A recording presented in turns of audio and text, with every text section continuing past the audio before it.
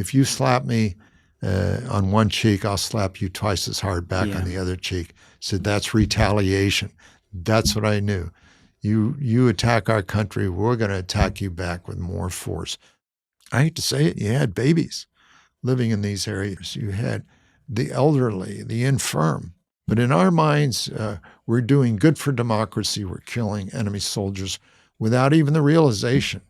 And we didn't bother with that. Neither did our intelligence people. There's the enemy soldiers. Let's go annihilate them. But yet you're killing these civilians. Like I said, sometimes 2 civilians for every 1 enemy soldier. We walked the aisle and got remarried in that same little church where I had found Jesus Christ. But this time, Christ as the Lord of our lives. These people have needs. They need the gospel. I know the gospel, so rather than raining death from the skies, here I was bringing the life-giving word of Jesus Christ to these people.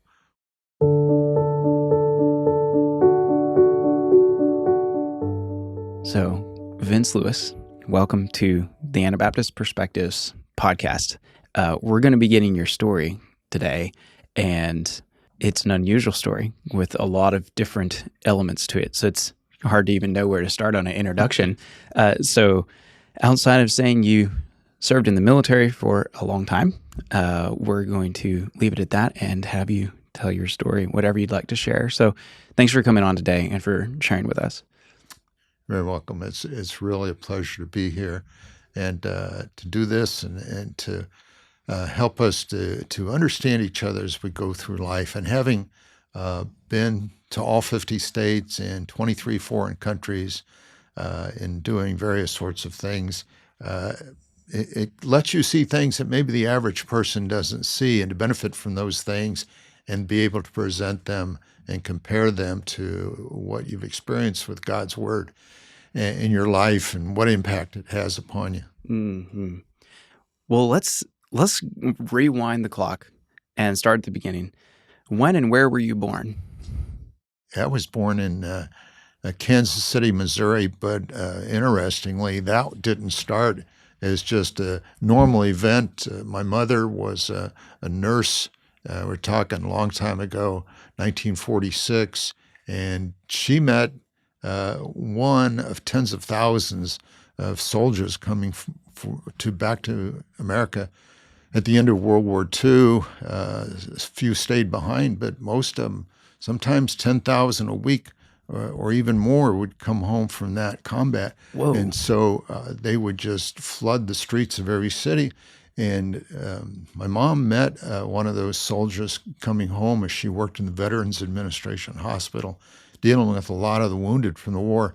And he asked her for a date, and she thought it over and agreed to do that, and told her mom. She says, I met this soldier and he'd like to go on a date. And her mom said, I don't think you ought to do that. She did anyway. She said to her mom, oh, it'll be okay.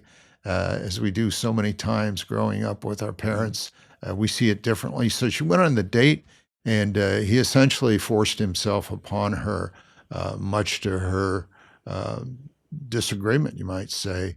And she found out, she went home, didn't tell her mom. It had destroyed her life. She came from a Catholic upbringing in times of society where pregnancy out of wedding and adultery and divorce, those things were really not talked about. And here she found out after a couple of months that she was with child. And so she went to tell her father that she was reassigned by the Veterans Administration to Kansas City, Missouri. It was a lie, but she needed to get out of that situation. So her mother and her best friend are the only ones that knew about that. So they drove her to Kansas City, left her there, and went back home. So she went into a time there, just kind of marking time, and eventually got to the point of birth, went into St. Vincent's Hospital there in Kansas City, Missouri, and gave birth to that child. And as that child, immediately after it was born, the nurses actually put a sheet over the baby because she'd agreed to give the baby up for adoption. So they didn't want her to visually bond with the child, that infant, and not want to give it, change her mind, essentially. They didn't want that to happen. They put a sheet over the baby and took it away immediately. And by now you might have figured out that baby was me. And so I was put in an orphanage, and that's really where 6 to 9 months in an orphanage really has an impact on a baby that wasn't cradled and held, and maybe even nursed and heard voices of friendly voices. So starting off in an orphanage like that really has a big effect on a child that wasn't loved. Hmm. So what happens from there? This is, I don't know how things worked back then with, say, orphanages, and you didn't have parents. So where do you end up from there? William and Josephine Lewis were a good Catholic family, went to Mass every week. My dad was involved in all the church activities, but yet they didn't have any children.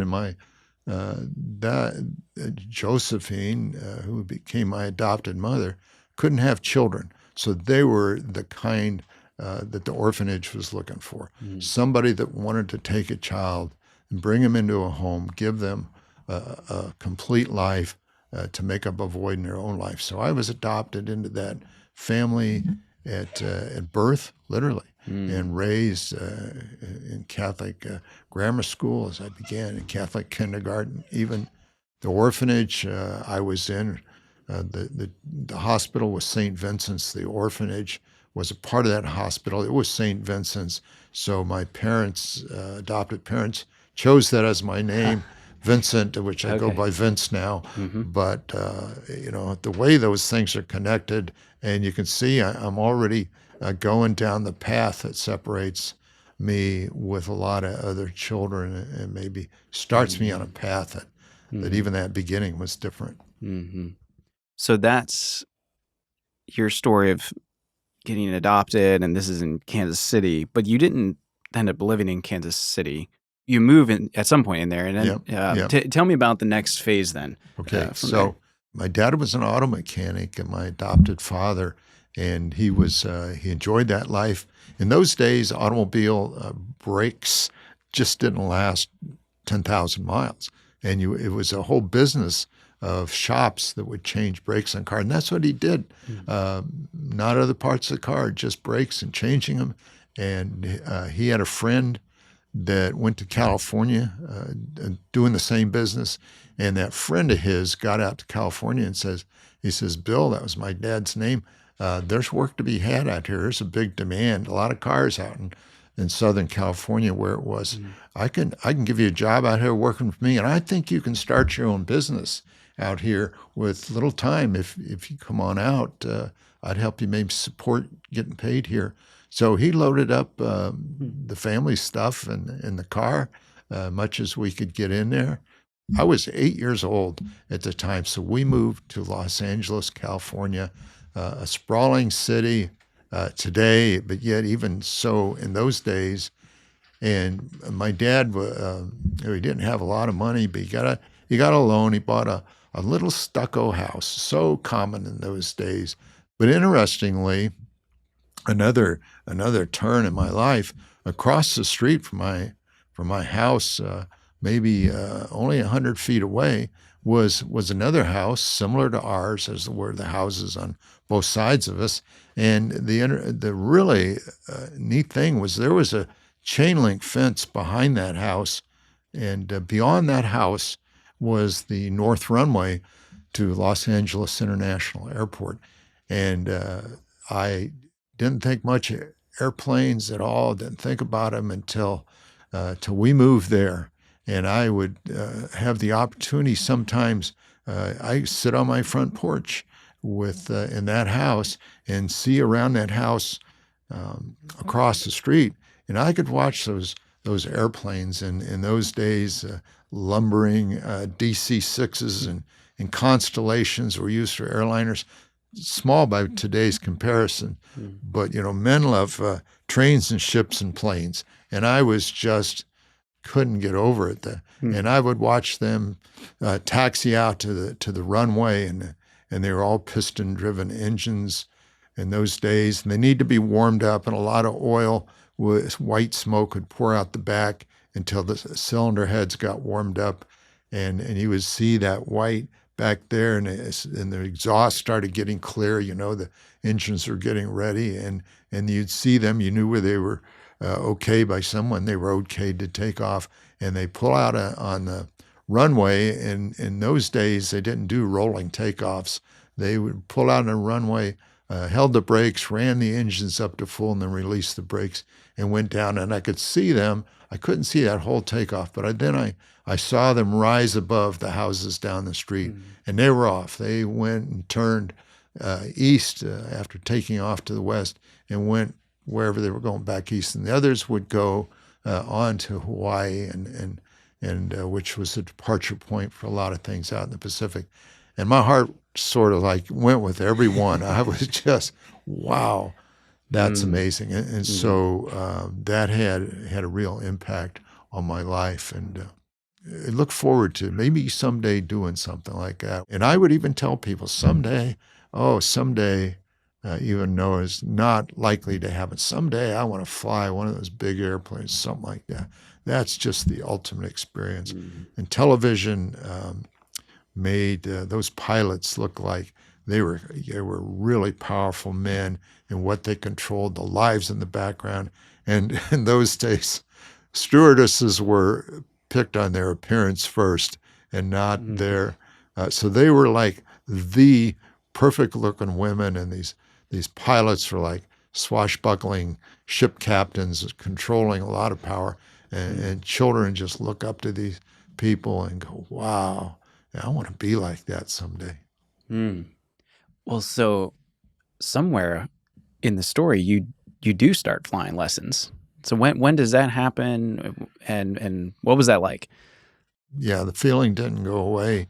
I actually it got to the point I heard a nearby airport. It was Santa Monica Municipal Airport, and it was had a lot of small airplanes there, single engine mostly.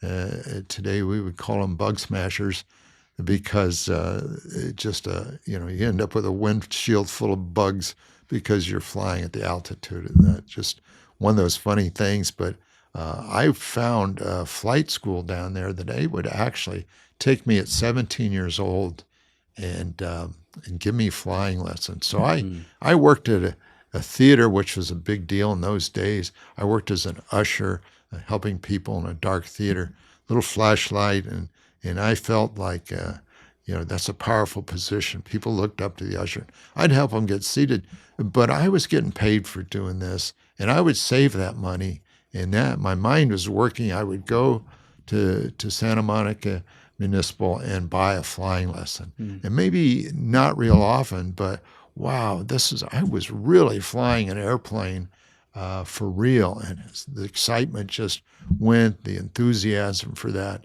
just kind of grew and grew and grew. But approaching that year, at the end of was it 1967 and or 1965 I was approaching a point where I needed to solo, and we knew that it was probably going to happen sometime in 1965. I'd be 18 years old at the time, but because I wasn't 18 yet, they said you had to get your father's permission to do this, and I got away with this, but my father didn't know that I was taking flying lessons. Oh, and so why you never told him? I never told him. Just didn't want him to know. Well, I didn't know if he was going to agree with this. This see. is kind of out of the ordinary Yeah. for your average neighborhood kid. Yeah. So they gave me this piece of paper, and I said, "Really? You need my dad to sign this?" And they said, "Yeah, we need him to sign it." Like, okay, this is the ordinary thing to do. And so I went home sheepishly, knowing that this was a real critical point. If I was going to continue, I had to get Dad to sign this. So I had this piece of paper, just a single piece, saying I give him permission, and some boxes to fill in. I went in. He was sitting in his favorite chair there by the front door. The television was off there in front of him, like it always was, and a little coffee table there. He would put the newspaper on when he wasn't reading. So I walked up to him with the best I could muster and said, Dad, I've been taking flying lessons. It's time to solo. They need you to sign this piece of paper for me to solo. And I put it down before him, and I just blurted that out, and now I waited. And it seemed like I was just hanging there suspended, waiting to see what he would do. And he just kind of looked up to me. Fathers in those days, this is the 1960s still, fathers really never very often said, I love you. But I knew my dad did. And I still know that he did, because whenever I did something, Little League Baseball, and I had an important game, Dad would be there. Or when I graduated from high school, he would be sure I was there. And so I knew he loved me, and he was concerned about me. I didn't know what he was going to say, but he looked up at me, and rarely a father and a son had eye-to-eye contact, but he did. He looked up to me. I could still see his face, and he reached towards that form, and he said, Vince, I'm glad to do. You're finally doing something on your own. And he signed the paper. I took it from him, and I stepped back and turned to go back to my room. And I was just going, wow, I don't believe it. He signed that piece of paper. And that was approval that I needed to go forward. So it was in my 18th birthday, I actually got the opportunity. My instructor went up with me once around the traffic pattern. We landed, and he said, okay, Vince, it's all yours now. He got out of the airplane and said, when you land, taxi back in here, and we'll just talk how it went and that. And so that door closed, and I'm saying, wow, it's all me now. I remember I taxied out to the runway, called the control tower, and all this. It was like I was working through this step by step, and the tower said, you're cleared for takeoff. And I go, oh, here it is. It's all right here now. So I pushed that little throttle in and worked those rudder pedals and the ailerons, and there I went down the runway and lifted off just like I'd been taught, and into the traffic pattern, climb out, get to the traffic pattern, downwind, turn base leg as it's called, and then final approach, descending into that landing. And that's all I was supposed to do. Just once around the pattern to know that, to have that demarcation point in my flying, and then land. I taxied back in. Oh, wow, I did it. And taxied back in and shut down. And there was my instructor waiting for me, and taxied in, shut down the prop, the engine stopped, of course, and got out and put the wheel chocks in front of the tires, and remember his just reaching out for my hand and saying, congratulations, you now have soloed. And they gave me a certificate, said, you soloed on this date. I still have that, and very proud to have had that. And it was a big accomplishment in my life, really an important point. Of course, there was more to that flying level, but I knew that I was starting to achieve something I thought was unachievable. Mm-hmm. So at this point, the story, some new elements enter the story here. Somewhere along the lines, you sign up to join the Air Force and college and so forth. Talk me through that. Like, where did that come into the story? I mean, you're flying planes, so I guess that was maybe a natural next step for you, or was this patriotism? I mean, the Vietnam War was just starting, I would think, right around this time, and so forth. Just started. Talk me through that process. Okay, patriotism. I think you can see, looking back on those days, patriotism was a big thing. The American flag was displayed just about everywhere, every business. But the two, in those days, patriotism and Christianity were just completely intertwined.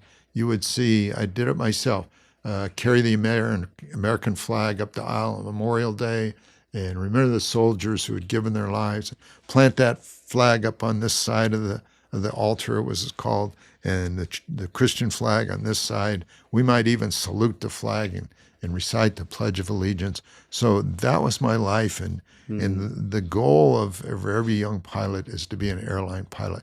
But the primary source of pilots for the airlines is actually the Air Force, because I didn't realize that. even in those days, it took about $1 million to train a qualified Air Force pilot in a year-long pilot training, very intense. And so I knew that if I was going to be fulfilling my life as a career airline pilot, the best way to go was through here. But I was still fulfilling the dream of flying. And I met this girl in high school. Another story in itself. I'd gone to an all-boys Catholic high school, but I'd gotten a C in a class instead of an A or a B, and I said, I got to get rid of this C. So I'm going to go to summer school at this local public high school and get rid of this C and get an A. Later on, I found out you can't change a passing grade, so it was all worthless in my mind, but something was happening there. I met this girl there, and I go, wow, this girl is something. And appearance had a lot to do with it, I tell you. And yet she was just something I just was amazed at. I thought, she will never be interested in me.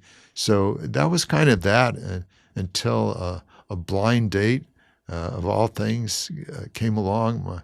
A good friend of mine and a good friend of hers got together, and this other girl was with them. And they said, this girl needs a date.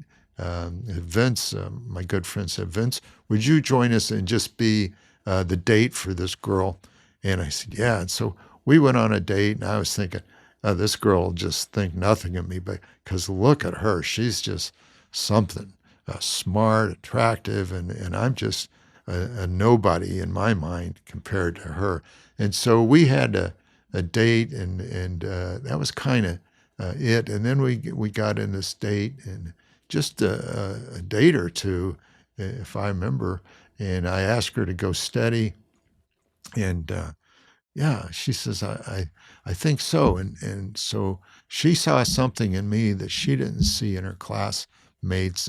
And I'm not really, I don't want to be prideful here, but I think what women at that time, if they thought through the process, the guys that were the fun guys to be with were guys that might not tell their parents but have a beer once in a while, or sneak a cigarette, or they were the athletic, the football players, the basketball players in high school.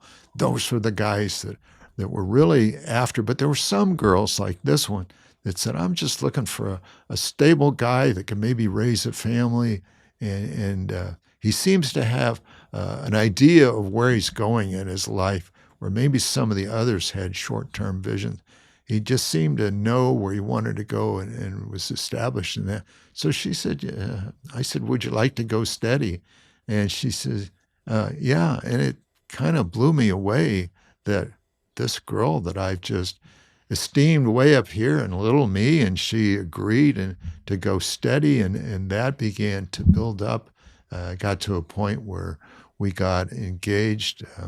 And I had been accepted into the Air Force. In fact, I got one of the few coveted pilot training slots, which to me was, they picked me for pilot training, and thinking, well, why would they pick me? But yet they did. And they said, you're going on to active duty. You're going into pilot training immediately upon graduation from college. In fact, maybe within a couple of weeks.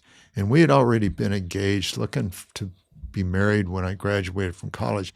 But when the Air Force said immediately upon graduation, it just crushed all the ideas of having this lovely wedding. So we decided to get married between my junior and senior year, third and fourth year of college, before I graduated. So we were married. I graduated. We went on active duty in Mesa, Arizona, near Phoenix, Arizona, Air Force pilot training slot, like the cream of the crop flying training slot. And Charlotte had my wife had something to do with that. In that, I think of the story, and I'm not got the details right, but her being pregnant, needed to be close by with her parents who were going to take care of her perhaps during the pregnancy and give her a place to stay. Because I was focused on flying 12 hours a day. It was intense. Maybe you'd fly at least every other day, sometimes every day, and you were focused not on just flying, but the academics were just unbelievable. You would learn about the human body, aviation physiology. You would learn about weather and thermodynamics, so to speak, temperature effect on flying and material and that sort of things. You would learn about medicine and how the body responded to things. All this had to be a background in a pilot's knowledge. So whatever you faced, you could draw from this background with these known things, things that you wouldn't think of in a civilian training environment. You would never get some of this. You would just learn to fly the airplane and study some books, and that'd pretty much be it. And you got the rest of your learning by just flying and getting experience. But the Air Force would put you through rigorous things. We flew a T-37 twin-engine jet airplane, had an ejection seat in it, and it had an explosive charge in that seat that if you got in trouble, you would lift the arming handles of that ejection seat. The canopy would blow off, and that blast would explode that cartridge and rocket you out of that airplane. That sounds before painful. It crashed. It was not only painful in your mind, but they would actually put you through one experience of this. Oh. They had a railing there, I don't know how, 75 feet high there, and they have ejection seat down here and say, every pilot trainee had to go through this experience. They don't do this today. You were down at the bottom of this rail, sitting in an ejection seat. You would go through the procedure, arming handles raised, trigger, squeeze. Say trigger, triggers, because there was two triggers. If you're hampered using both hands, you could fire the seat with one hand. You knew all this technical thing, and you would get ready for that, and you'd fire those triggers, and you'd go kabam, and you'd shoot up that rail. It happened so fast, you didn't know what happened. And then they'd lower the seat back down, and you go, oh. Well, in the T-38, which I flew after the T-37, it had a rocket engine on the back. So the liftoff out of the plane was a lot more gentle, and it would accelerate rapidly, but it didn't break your spine, so to speak, when you took off out of the airplane. And you would get these experiences, the average pilot in the commercial civilian world, never even come close to experiences like this. Flight simulators that had not come into the civilian realm. Now we had state-of-the-art flight simulators doing all sorts of things. Coming out of pilot training, you didn't have an assignment till the end of that year.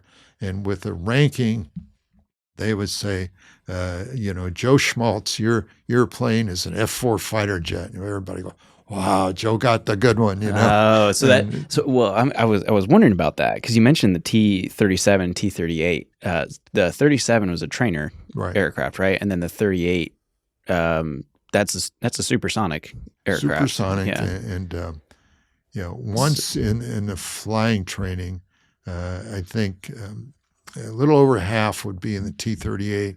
We called it the White Rocket. Do you have you want to show the model of that? Is that the? Let's look at the model that we have, and we have both airplanes. This is a T-37 side by side. Instructors, you maybe can't see that. Two little jet engines, and this was called the Tweet because of the sound it made. Okay. But joyfully or in jest, we would call this man's greatest invention for turning jet fuel into noise, because it was loud. You had to have earmuffs or earplugs whenever it was running. And it was kind of stubby, but it was the basic trainer. You even learn to fly formation with another plane right in front of you and fly in those ways, and kind of flying an upgraded below this were propeller planes and slower. But this was the next step along that. And then after that, you got basic jet flying. Then came the T-38. This was a supersonic airplane. It was affectionately called the White Rocket because you can see it does look like almost like a rocket standing on a launching pad. It had a pilot and an instructor pilot sat behind you, so you couldn't see him. And this airplane was capable of supersonic flight. It was designed what they call the Coke bottle effect, with that to eliminate drag. The wings were only 7 feet wide, but it had much more powerful jet engines. Well, so I'm curious here because you're training on, T-38. That's a impressive machine. And was the goal here you want to be a fighter pilot? Was that what you're aiming for? Like I want to fly those fighter planes. Was that it? Was that what you were hoping for? Well, there was a lot of movies, and they put fighter pilots. Those were the tough guys. They wore what was called fast pants, a little anti-gravity suit to keep your blood in the upper half of your body, those things that inflate. You'd see these guys with the fast pants on, and they were just the swashbuckling kind of guy. And so fighter planes went first, and then something that was combat. So B-52s kind of went next after that. And then you had all the other stuff. So you hoped that you were going to get something near the top, a fighter or a bomber. And they were calling out the names, and my name didn't get called yet. And I'm going, well, I want a fighter. Well, it was based on class standing and other evaluations that they determined. And so I knew I wasn't at the top of the class, but I didn't want down at the bottom. I didn't want to be just a cargo pilot. They call them trash haulers, even though they're just as good as anybody else. But that was kind of to make fighter pilots look like the ultimate. Everybody else was below that. And they came down to EC-47s. And let me pull out a model of that one too, because you can see from the EC-47, it's a propeller-driven airplane. Oh, this is very different from a jet fighter aircraft. And, actually, even more demeaning. These have been recalled from World War II as a troop carrier, and I don't even want to mention some of the things it was called, but it was demeaning. But what made this thing different, that made it acceptable, was it flew in a combat zone, and we had. Because you're getting assigned to an EC-47, it means at least you're going to get into a combat zone, right? So that was the intention that you had at the time. So there was actually relief to some degree that, I didn't get one of these top-of-the-line fighters or bombers, but I had a combat mission, and I wasn't a cargo plane doing secondary things. This was directly helping the combat mission. And So you get deployed with this aircraft then? we were deployed to the country of Thailand. Okay, and this is Vietnam War, right? So we're getting context here. Went to Saigon, Vietnam, and they said, Vince, we got enough pilots here, so we're sending you to Thailand. And I said, Thailand, where is that? And he said, well, it's a secret base because there's a special underground operations center there. And we were doing secret stuff.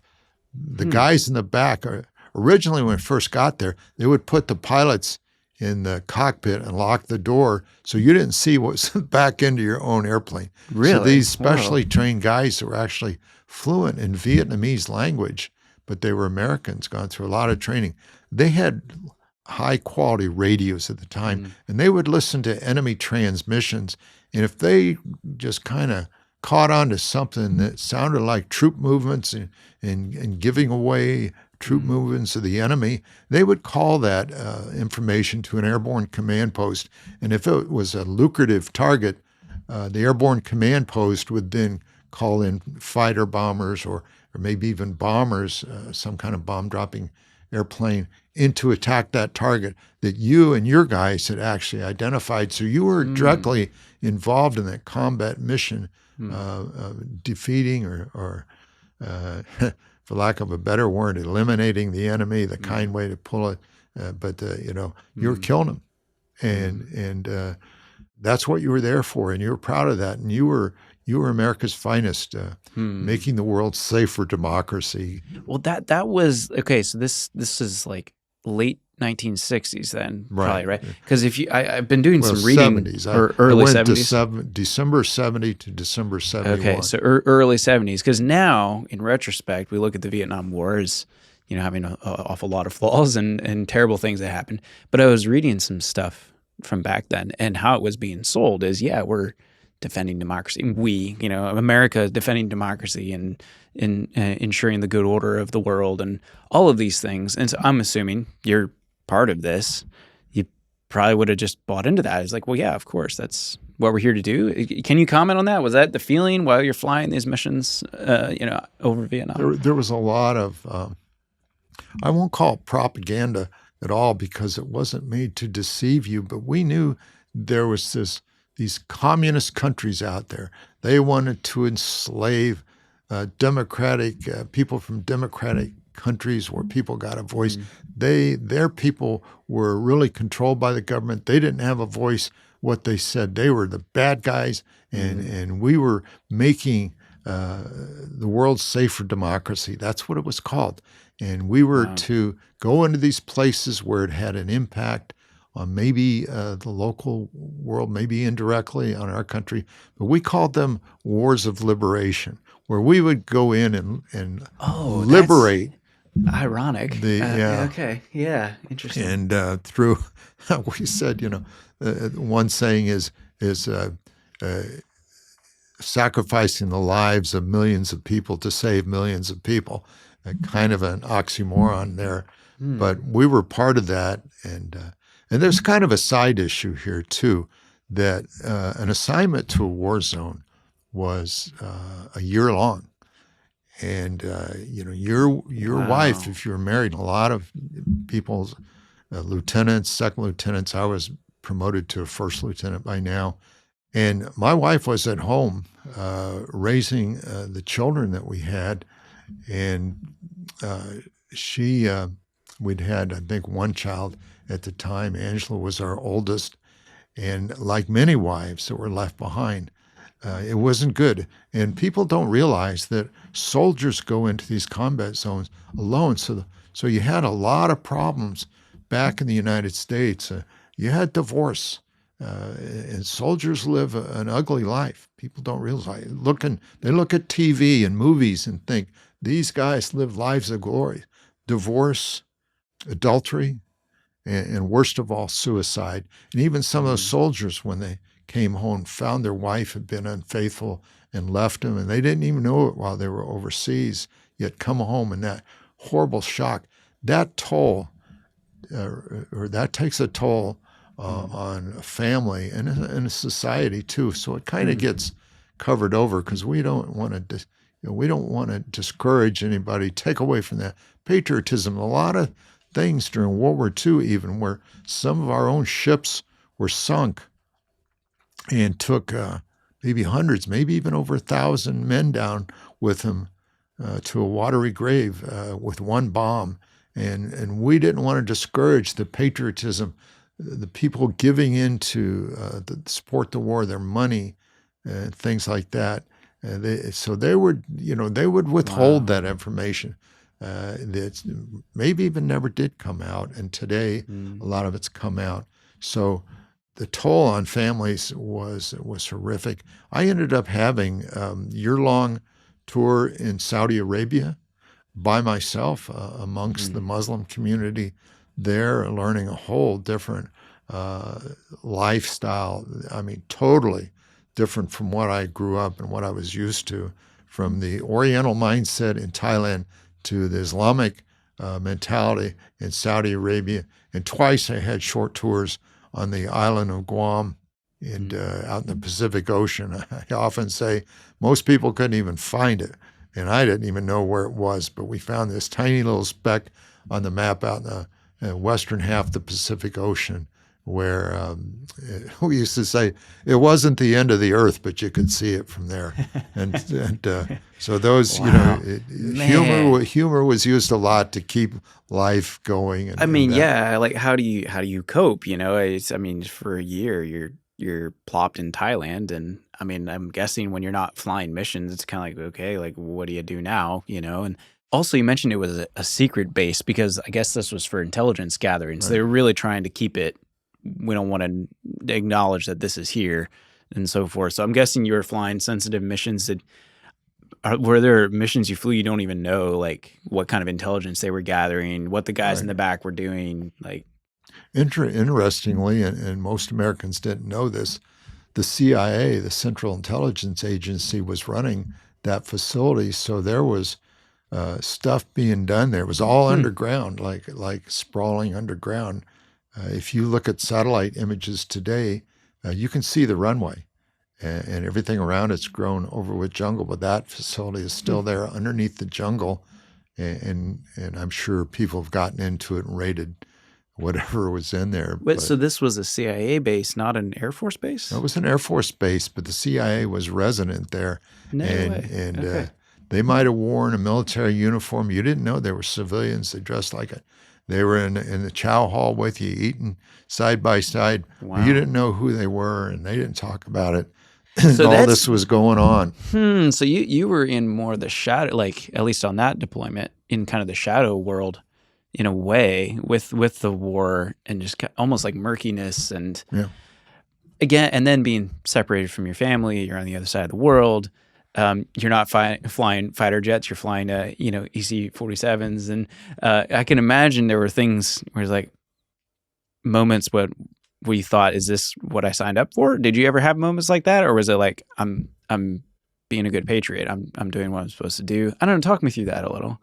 I think patriotism got you there. It sustained you.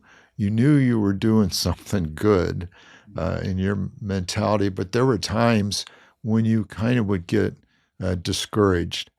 We had we lived by acronyms, and there was one called the DEROS, and date of estimated return from overseas, and you had your DEROS calendar, and you would take a long sheet of teletype paper that they had in those days, like a long sheet of printing paper, and you would extend that thing out maybe 4 feet long, and you would design the months of the year going down to your DEROS date, to your return date, and you had ceremoniously at the end of the day, right at a certain time before you took off your boots, you went over to that calendar and you marked off one day. But yet it was a way to help pass time.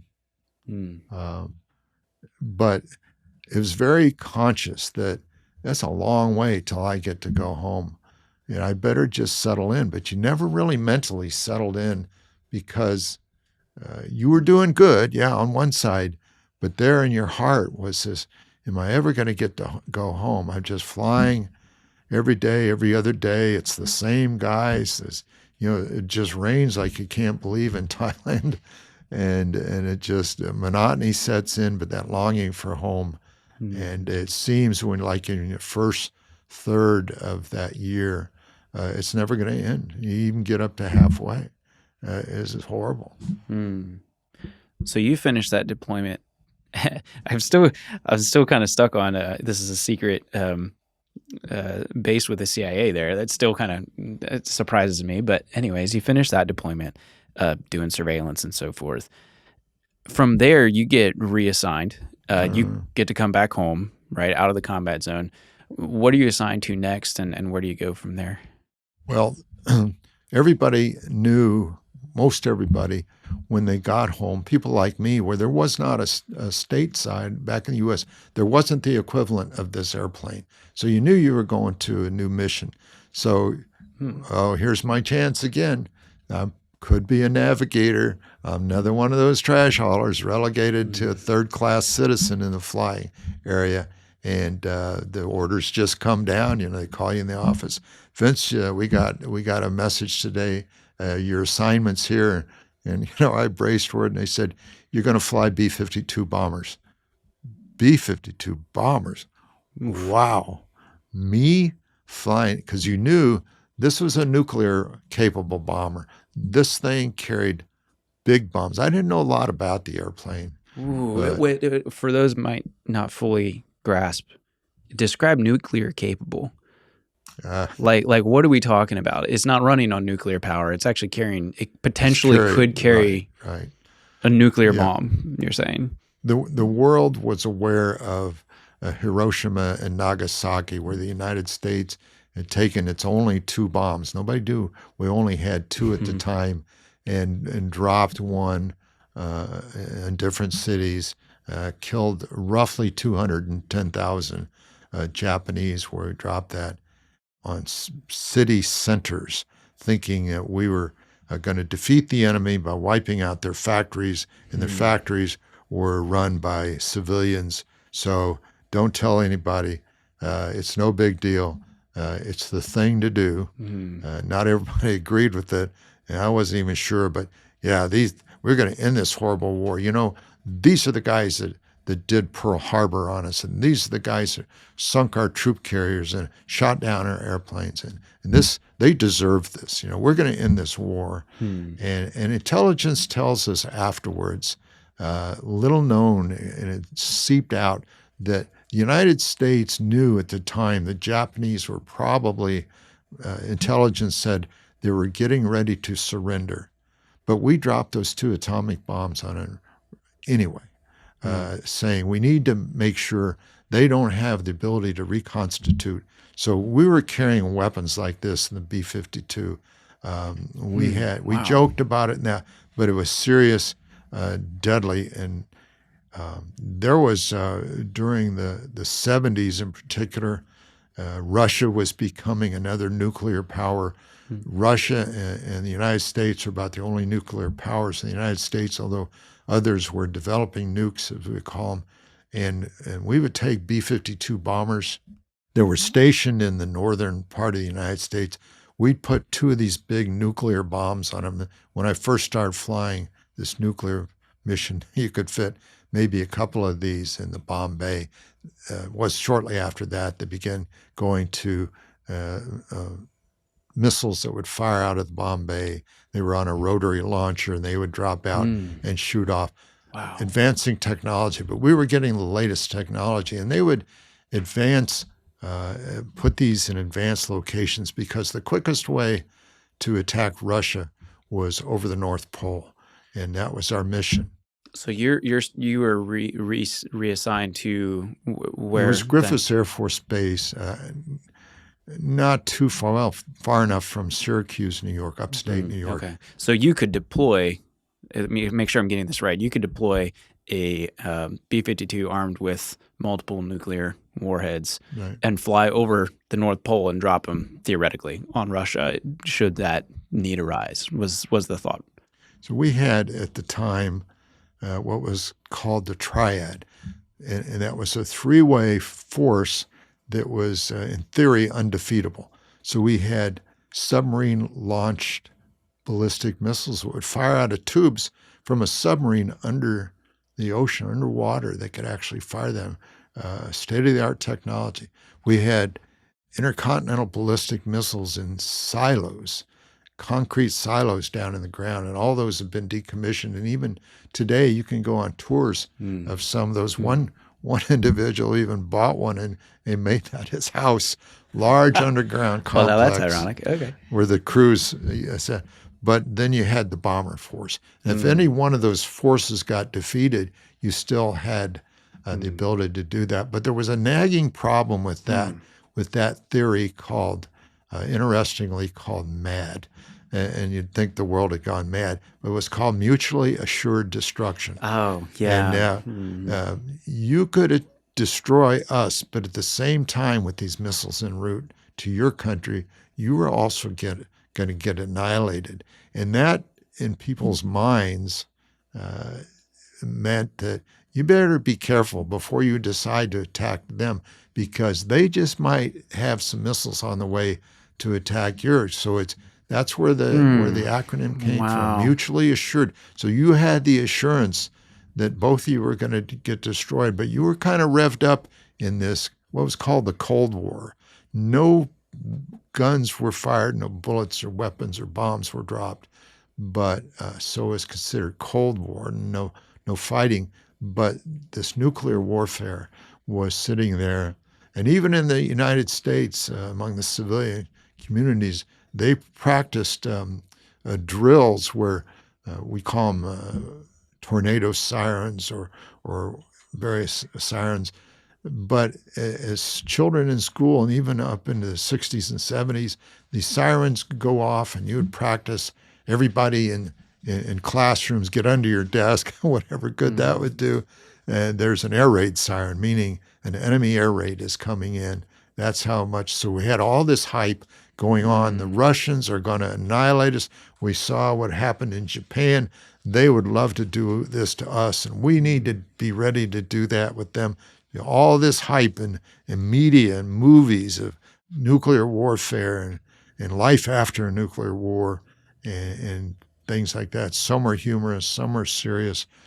You had that mentality in the back of your mind. So we're going to keep the world free for democracy, another carryover of previous thinking to where we were. This was our mission. And I was one of those pilots that was trained and capable, understanding the full gamut of nuclear weapons, how they work, how they operate, and what they can do, and ways of delivering them, and all these things. We were one of the few pilot crews that were read into top secret information, knowing where the weapons were stored, how they were used, in deployment and operations, and that whole gamut, plus our own abilities as crew members to deliver those weapons. So, this is a lot to take in. It sounds like this is operating on a pretty extreme form of an eye for an eye. Like if you poke my eye, I'm going to make sure and poke yours, but at a scale that's incredible. Huge. I mean, this is practically the end of the world. You know, if you start throwing nuclear weapons around, it's just hard for me to get my head around that.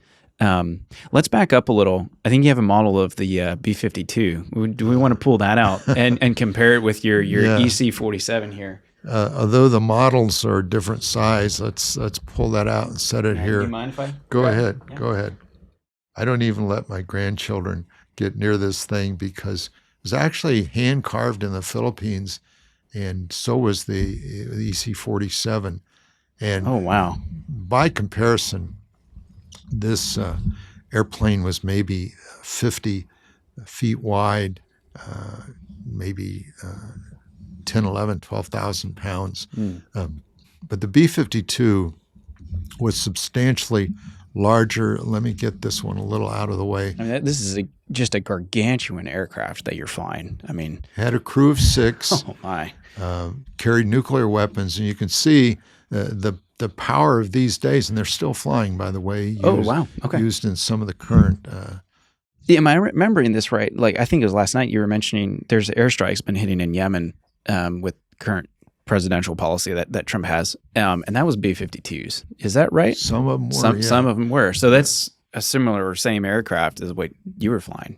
Well, to keep them, even today, to keep them out of harm's way, they would be far away from that country, a higher altitude, because surface-to-air missiles are quite capable of knocking those airplanes out of the air, although they have a lot of classified capabilities to keep from getting shot down with electronic warfare. Those planes would stand far away from the country and launch drones or long-range missiles that would actually navigate to the target on their own. Oof. Very precise. So you don't want to put an airplane this over a country. You want it as a standoff munition, as they call it, firing long-range, independently targetable weapons to that. But the airplane itself had 8 jet engines. They were in two to a pod, as you see, left and right wing, total of 8 engines, 488,000 pounds, just shy of 500,000 pounds. That's Massive.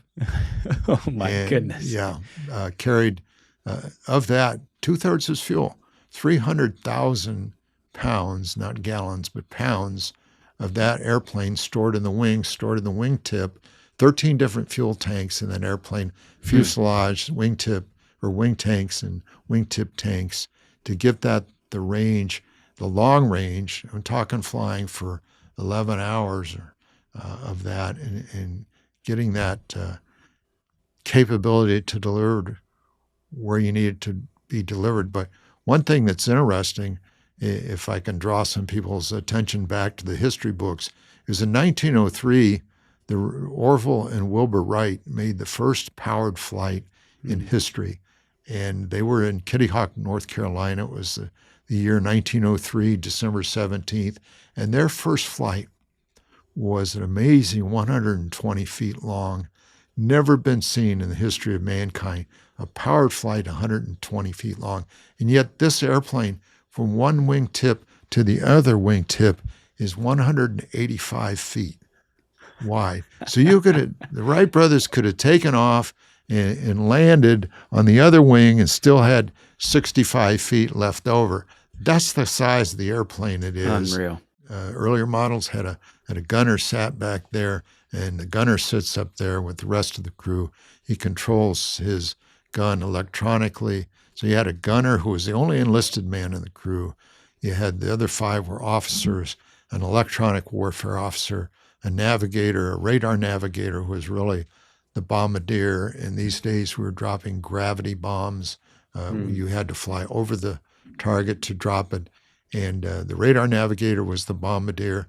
And then you had the co-pilot, who was the second pilot. But the pilot in command, called the aircraft commander, he was ultimately the one in charge and made the decisions on approaching a target, whether or not we're good to keep going. Maybe he's got aircraft problems. He has to make all those decisions, maybe abort the target and go to a secondary target. He would quickly get with the rest of the crew, discuss that, and make a decision. And everything on that airplane came down to the aircraft commander. So in the early 70s, I think I'm getting this right, President Nixon does Operation Bullet Shot, I think is what it was called. And you were part of that deployment to Guam, I'm going to say, with a B-52 assignment there. Right. So tell me about that. Like, what kind of combat operations were you doing there? Well, the B-52, as I said, had gravity bombs, as they're called, 750-pound bombs, still create a lot of damage. There were 22 of them stored in an internal bomb bay. So you had a highly capable airplane, sometimes just as a show of force. But yet you had the Vietnam War going on, and you had North Vietnam, and below that, South Vietnam. And the troops, the enemy troops, that was the enemy, was the North. We were there helping South Vietnam, again, protecting them for democracy and maintaining their good and honest and righteous civilization. And the North was attacking. And that was again, going back to that propaganda, right? Yeah, and this is us being the good guys and they're the bad guys, basically. Way on the other side of the world, a very small country. What in the world are we doing with this little country, these two little countries? And yet it was that mentality that it transferred over from World War I, World War II, is if somebody gets in your way, if somebody's doing something on a significant scale, you just go attack them and eliminate them and deal with the problem. And this is what we were doing. And so the North Vietnamese were not successful in crossing into South Vietnam. There was a place called the DMZ, the Demilitarized Zone, where it was very tough for them to get across that line into the South. So they came up with a strategy to go through Laos next to North Vietnam, down into Cambodia, and then into South America, into South Vietnam, through Cambodia. And so President Nixon at the time saw an opportunity, but he also saw a chance of losing the war from this infiltration. So he ordered the B-52s in there to drop our 750-pound bombs. And I was part of that, and trying to keep them distant enough from the war, yet close enough to be able to get to the war, they stationed the B-52s on the island of Guam, which I mentioned earlier. Led to some very long flights, usually 5.5 hours to the target. We would joke a lot about everything, hours and hours of sheer boredom interrupted by brief moments of stark terror. And, that's the way we approach this thing. You're not in realization of the fact that there's people down there. In fact, in combat, sometimes 2 and 3 to 1 civilian casualties over military category or enemy soldiers and enemy capabilities. Oh, wow. That's what's in your mind is I'm killing enemy soldiers and I'm doing good to save this country. And so we start hammering the enemy. And the reality is these are not like military bases or camps. I mean, necessarily, is it even possible to know what you're dropping on? No. I mean, you depend on intelligence to tell you where and they said, we can't tell you where the specific enemies are. There was a path that the enemy called from Hanoi, and the leader of North Vietnam was Ho Chi Minh, and it was called the Ho Chi Minh Trail, or some people would relate it to Hanoi to give it a name. And the enemy would come down these jungle trails, and they had a tactic of dispersing their forces. So you had people with individual trucks or maybe even hand-carrying supplies and bombs, small bombs and grenades and those things on little things they would carry on their shoulder, and going down this Ho Chi Minh Trail and infiltrating. So they were an enemy that we had never encountered before. In World War II, they were over there, we were over here. We knew where they were. We knew where the enemy strongholds were. But these guys were difficult to find. So we got into what we call carpet bombing, where you would take a half or a 1 mile wide area and maybe a mile or 2 long. And with 3 B-52s staggered in a row, you would all release your bombs and you would annihilate that zone down there, just hoping you're going to kill a whole lot of these enemy soldiers coming down this Ho Chi Minh Trail or alongside of it. But what we never thought about, we never even knew, never even realized, was there were civilians down there, non-combatants, living in huts and their little, eking out a living, so to speak. So you had, I hate to say it, you had babies living in these areas. You had children. You had nursing mothers. You had the elderly, the infirm, and their cattle, their sustenance. But in our minds, we're doing good for democracy. We're killing enemy soldiers without even the realization. And we didn't bother with that. Neither did our intelligence people. There's the enemy soldiers. Let's go annihilate them. But yet you're killing these civilians. Like I said, sometimes 2 civilians for every 1 enemy soldier. In World War II, it had even been worse. The estimates are from forced migrations to starvation, to forced migration of people hundreds of miles from home, horrid environment, and disease, all those things. 20 million people were killed in World War II through these various other secondary consequences. Yet to the mentality, we've only killed 2 to 6 million people.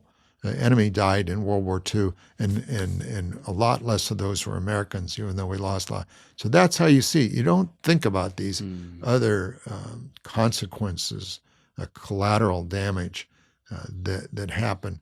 So we're just hitting enemy soldiers, doing good, and you would drop these bombs. 750-pound bomb has a blast effect, about 1,000-foot diameter circle.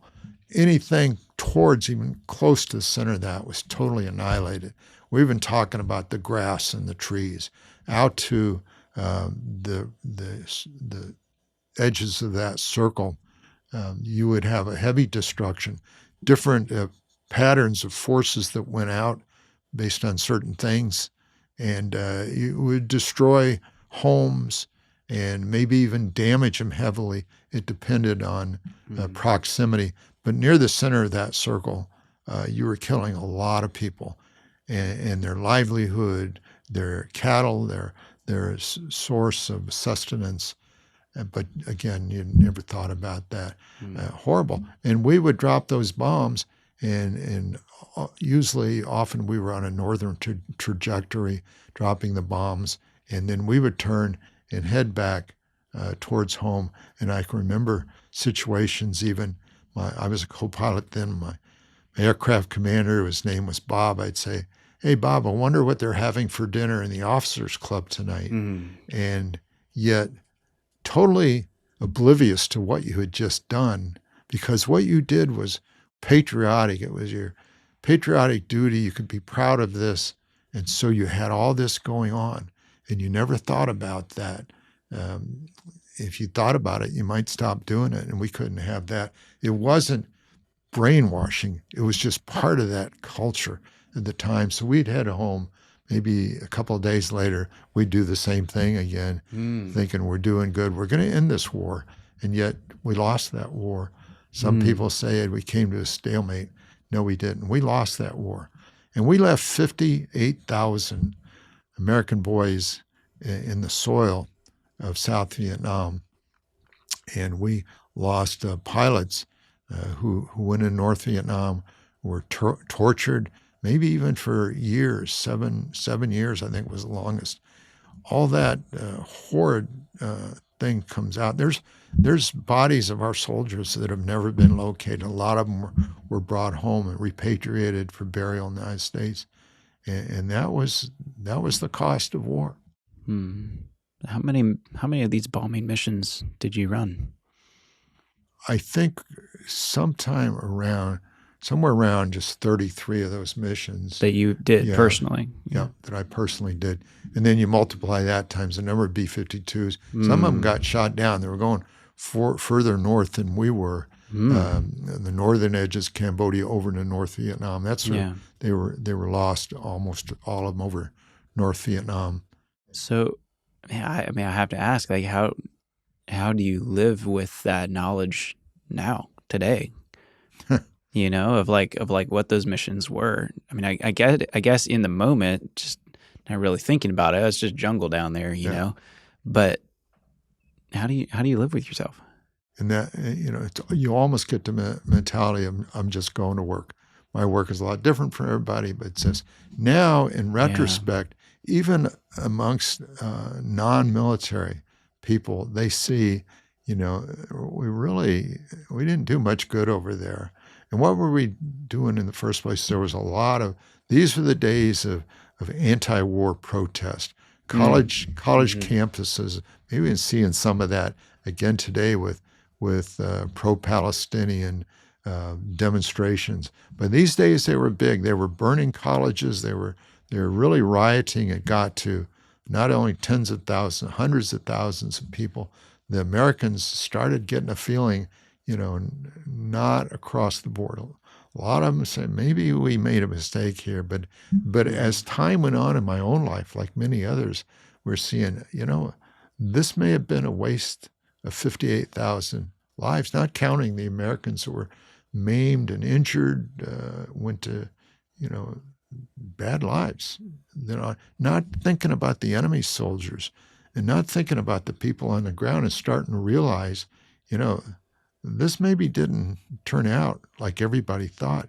And maybe we wasted those lives. And maybe we wasted the families that were killed as a consequence of war, and began to see it under different perspective. And I think a lot of people saw that, but again, they maybe, those were those days. But yet in my heart, these things are still in the back of my mind. I began seeing what I had done, and actually what had been done in many wars where they were drawn to a stalemate. Even today, who knows when people may be looking at this presentation, but you have Ukraine fighting the Russians, and 600,000 people have been killed in that war. in just 3 years of two countries fighting each other, 600,000. They've even pulled the Chinese and North Koreans into this war to help the Russians, and they're just dying by the hundreds and thousands. And people are starting to say, I heard one well-known man say, the enemy has drawn a line. They've tried to push across that line, and the other country tries to push across that. He said, in all these 3 years, that line has never moved. So what it's saying is those 600,000 soldiers have literally wasted their lives on accomplishing nothing but expending weapons and killing people.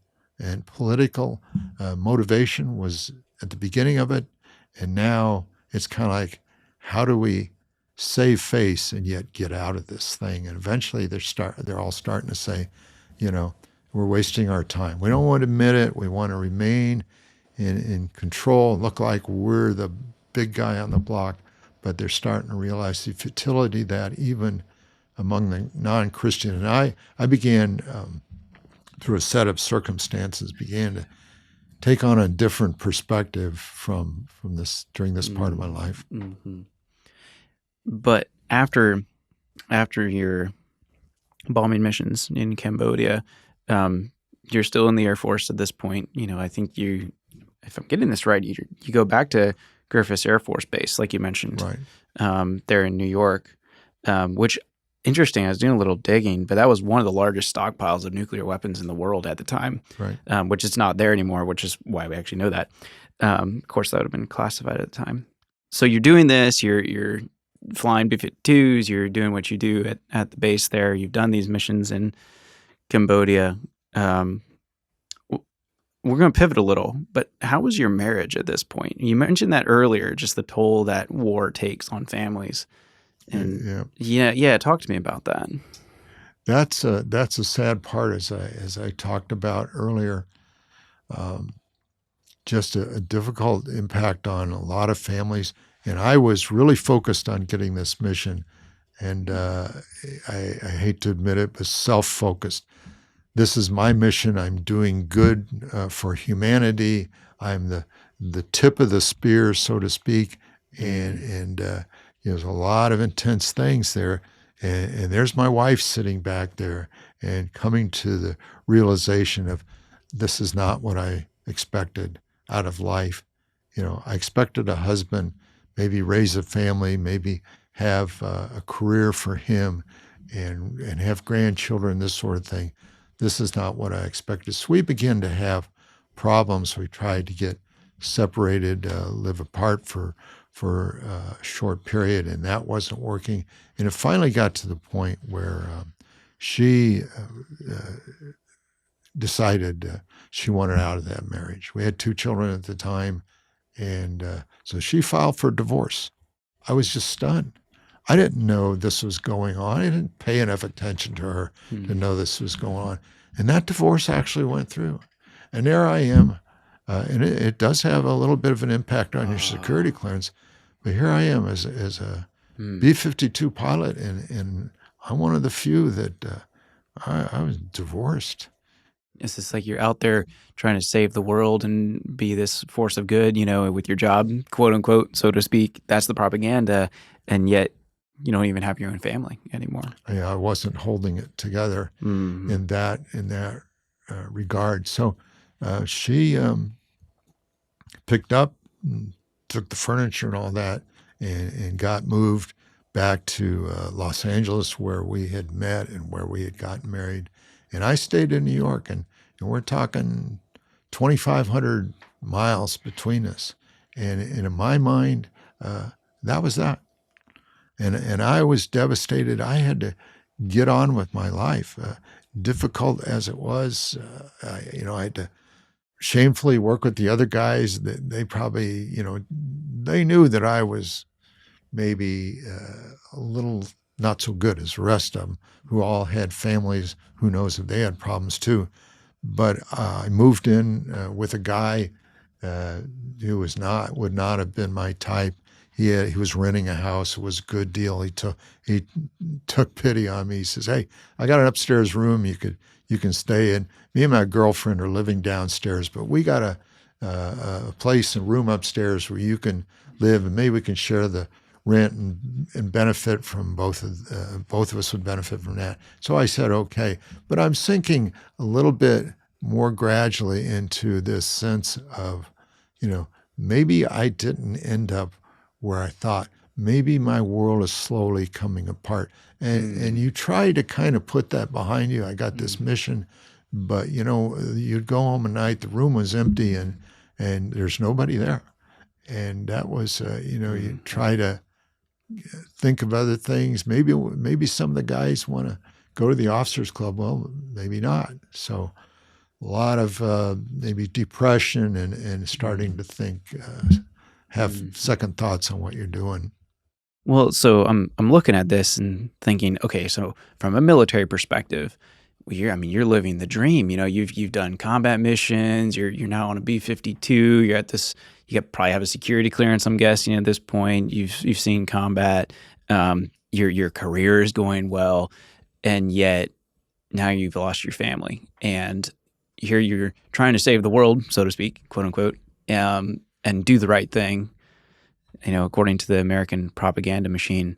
But in that picture, where is Christianity for you? You mentioned your parents were Catholic. Were you Catholic still at the time? Were you just not really anything? Were you religious? Talk to me about that.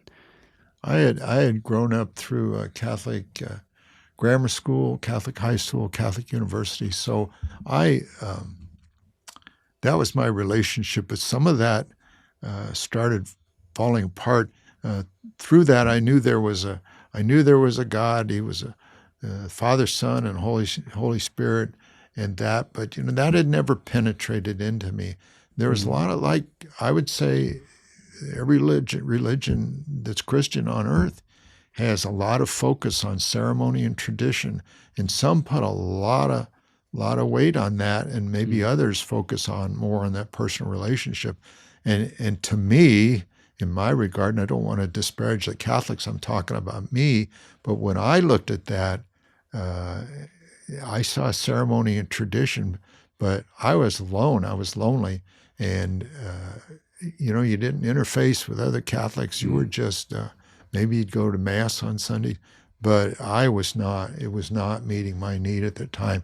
So on a spiritual level, I was hurting too, and this divorce had taken hold. But interestingly, there is another story going on at this time. My ex-wife lived out in California, and the Air Force sent me on some training. All we did when we weren't flying was train. I don't know if it was on military tactics or the human body or whatever, or somebody else's mission, so you knew what they were doing. And all this constant. So the Air Force sent me on a training mission out to San Antonio, Texas, and I wasn't too far from Southern California.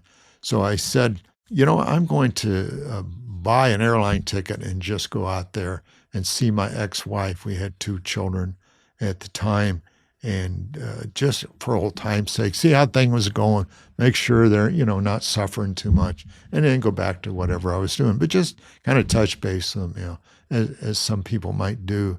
Even today, lots of people would approach it that way. And we weren't enemies. This is what just entered our lives at the time. And so I went out to visit her, and she too was searching for things to help her find direction in her life. And through that, she had come to a church, and through that, she had found out about Christianity more towards finding her need for a Savior, given all of us born into lives that we needed a Savior to keep us from the sin that had covered humanity since Adam and Eve had sinned, and sin continued, and we were all caught up in that throughout humanity. And I'm getting on to some pretty large things, but bringing that down to the local level, I was in need of spiritual help, and through salvation in Jesus Christ and a lot of material, even growing more and more to support that, she had gone to this church and found salvation through Jesus Christ. She'd gotten involved in that. The oldest one, Angela, had gotten into Sunday school. Both of them were trying to build this new life. So I came by.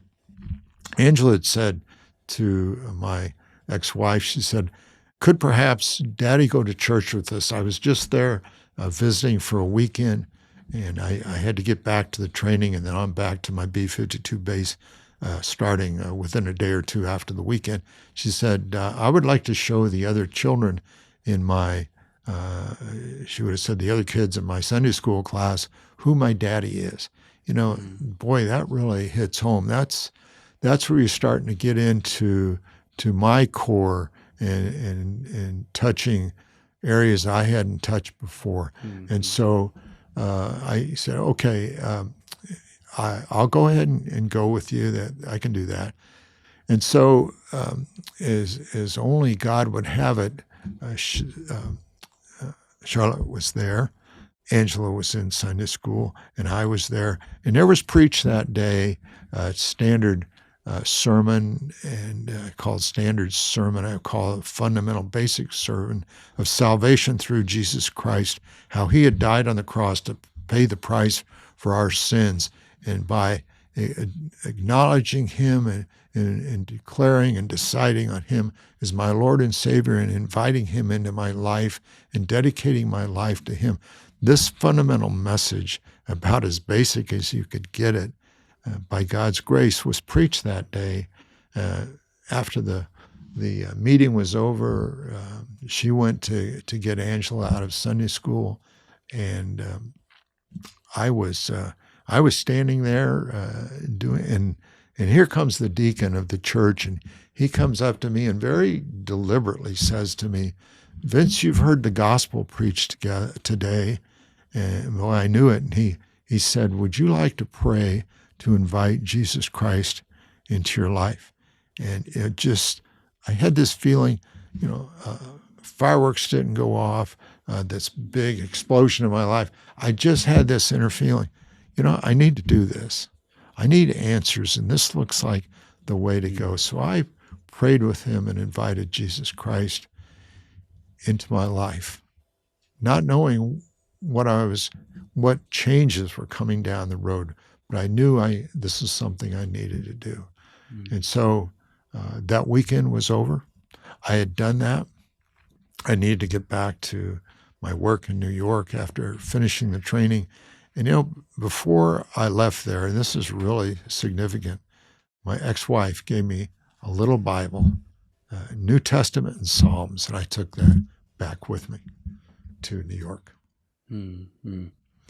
So this, I'm guessing, starts a new phase in your life, a new set of habits, new things coming into your life of, oh, wow, this Christianity thing is, you're looking at it pretty differently now, and you have a Bible, and you go back to your job. But what happens from there? And also, what happens with you and your ex-wife? Well, here I am flying, qualified to fly, and being stationed with this nuclear bomber. And yet there's a parallel story going on in my life that has to do with Christianity. And I went back to this rented house with this other guy, and I had this little Bible, just a little thing. And you look at the hand of God in some of these things. And I had a bed upstairs in this room and a little nightstand next to this. And I took that little Bible and just tossed it there on the nightstand. And before I went to bed, I just kind of opened it up and looked at it. Who knows where I looked at, and I'm sure the Holy Spirit had some impact on this. And I just tossed that thing down on the table there, and there was a certain attraction to it, but there it was. I went about my job, back to work, doing whatever I was assigned to do that day, training, studying, working in various aspects of the career there, maybe going into a vault and talking about emergency war orders that we call EWO. And yet here's this other life. And I come home from work during the day, and there's that little black Bible. Why would you see that little black Bible there? And yet I saw it, and I would open it up and just randomly, I don't know what I'm looking at. And I would read maybe something, I don't know, maybe something simple like Psalms, where it's more able to be, there's a lot of principles about lifestyle. And I'm seeing things in there that I didn't have, but yet I'm seeing things in there I want. So that little black Bible went back on that nightstand. And, quite interesting, night after night after night after night, that same little ritual. I'd come home, get ready to take my flight suit off, my boots off that we wore, and yet there was that little Bible. I'd pick that thing up and I read it, and I read it, and I read it, and I read it. Mm-hmm. And I began to come familiar with some things, and I began to, just on my own, reading whatever I could, not having any teaching, nothing, just having this fundamental understanding that there's this truth. I'm seeing this in the world. I'm seeing things like thou shalt not kill, and I'm seeing kindness to others and love and all sorts of things I had never focused on or even understood before. And so, again, this is churning, and my heart is changing, and I'm realizing after a while, it's the next year, and I get to a point where I recognize there's a change here. And so I called my ex-wife in California. This is a big step in my life, and I said, do you think you could give thought and consider remarrying me? And perchance, could you do that? And she says, well, I don't know. She says, let me think about it a while. I'll get back with you. And we call it putting out a fleece for God, do this to show me I'm making the right decision, or do this to show I'm making the wrong one. And she made it kind of tough for God. She named something specific. God, if this is you, I want him to say these words when he calls back. I want him to call at this time and say this. And I did.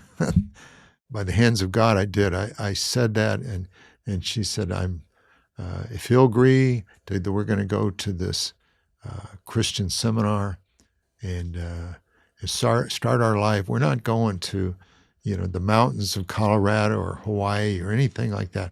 We're going to go to a Christian seminar, and we're going to start getting into some of this.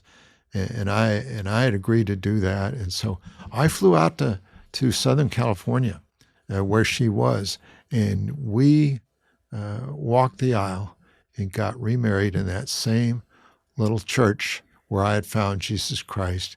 But this time, Christ as the Lord of our lives.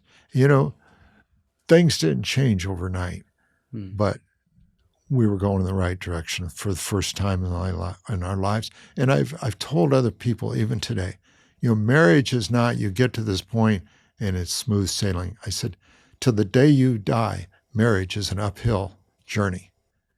You always have to put effort into it to keep it going, to keep pleasing God, because you're not doing it on your own power. You're doing it by the grace and wisdom that he gives you. And the more you understand of him, the more you've gone through, the more you realize, I can't do this stuff anymore. I hate to admit it, I'd had a collection of pornography, which in a military scenario, that's kind of okay. You kept it to yourself, and alcohol was pretty common, and God just said, that's got to go. Well, I took it out. She remembers, I lit the barbecue, I got some lighter fluid, and I started shredding these things and putting them in that barbecue. The flames probably have a symbolism there, but those things were going, they were eliminated from my life for good. And I've been freed from that since that very day. In fact, I see, it's like the consequences of war. I see the damage that could do in a man's life. Just those images, when he looks at some of those and then he looks at his wife, and there's a mental comparison between that image and his wife, and she's airbrushed and all the right central things. And you look at your wife and see her, maybe when she's sick and things, and that attraction is deadly. And I said, no more is that in my life forever, God. That is gone. And I was freed from that. And the Christianity I was learning about was beginning to have real effects on us. And before I left B-52s, we had a third child, and seeing God, even God's hand in that. And I reached the end of that B-52 assignment, and we went on to another assignment, actually a training in T-37. I became an instructor pilot. I became a flight commander over other instructor pilots over a class of students. They're doing the very thing that almost caused me to wash out of pilot training, and now I'm an instructor teaching others on how to do it, and growing and growing and growing. So we began a journey, and it has been a journey, growing in our experience. And yet we would go to one church, and maybe fairly liberal by today's standards, where there was a lot of emphasis on emotionalism and excitement in that, but not quite the relationship. And we did not see, we heard some good messages. And there's a lot of people in that kind of churches today. We were there at one time. I think God would have honored our salvation just as he would with theirs. But when we were looking for family life, and we were looking for beginning to change and transition into some of the practices we saw in the Bible, we began to say, maybe a little more conservative. And then we got into another more conservative kind of church. And then, this is really good, but then after several years, and each one of these was several years long, we began that same feeling that, this is really good. But again, we were looking for something a little more, and we got into what's known in our country as a more conservative Christian experience. And we thought, well, this is what we want. And yet there was a lack of fellowship. We would see women, even in a conservative Christian church, we would see women dressed immodestly by our standards today. We would see men doing things that maybe they're not supposed to be doing things like that, and focusing on some of the wrong things like extreme sports and that. Interestingly, very little fellowship. Sunday to Sunday we would see, but we never went over to each other's house for a meal. You didn't really care much about what happened to them during the week, but we were there on Sundays in our dressed, in our best, and doing the right thing, but yet still hungry for something in our lives. So after you become a Christian, you get remarried, or restore your marriage. I'm guessing there's a long process there, though, where you're undoing or reworking your habits. Like you've mentioned some of those, but I'm curious, would there be more to that you'd like to mention, of like things you had to, that needs to change, and just going through that process? I'm guessing it didn't happen immediately, right? I mean, or did it? What was that process like? Yeah, Reagan, we're talking years here. There was not an overnight nirvana where all of a sudden we came to realization of this. And so we'd gotten in, we learned the value of fellowship and people to help encourage us along, and lifestyle began to change.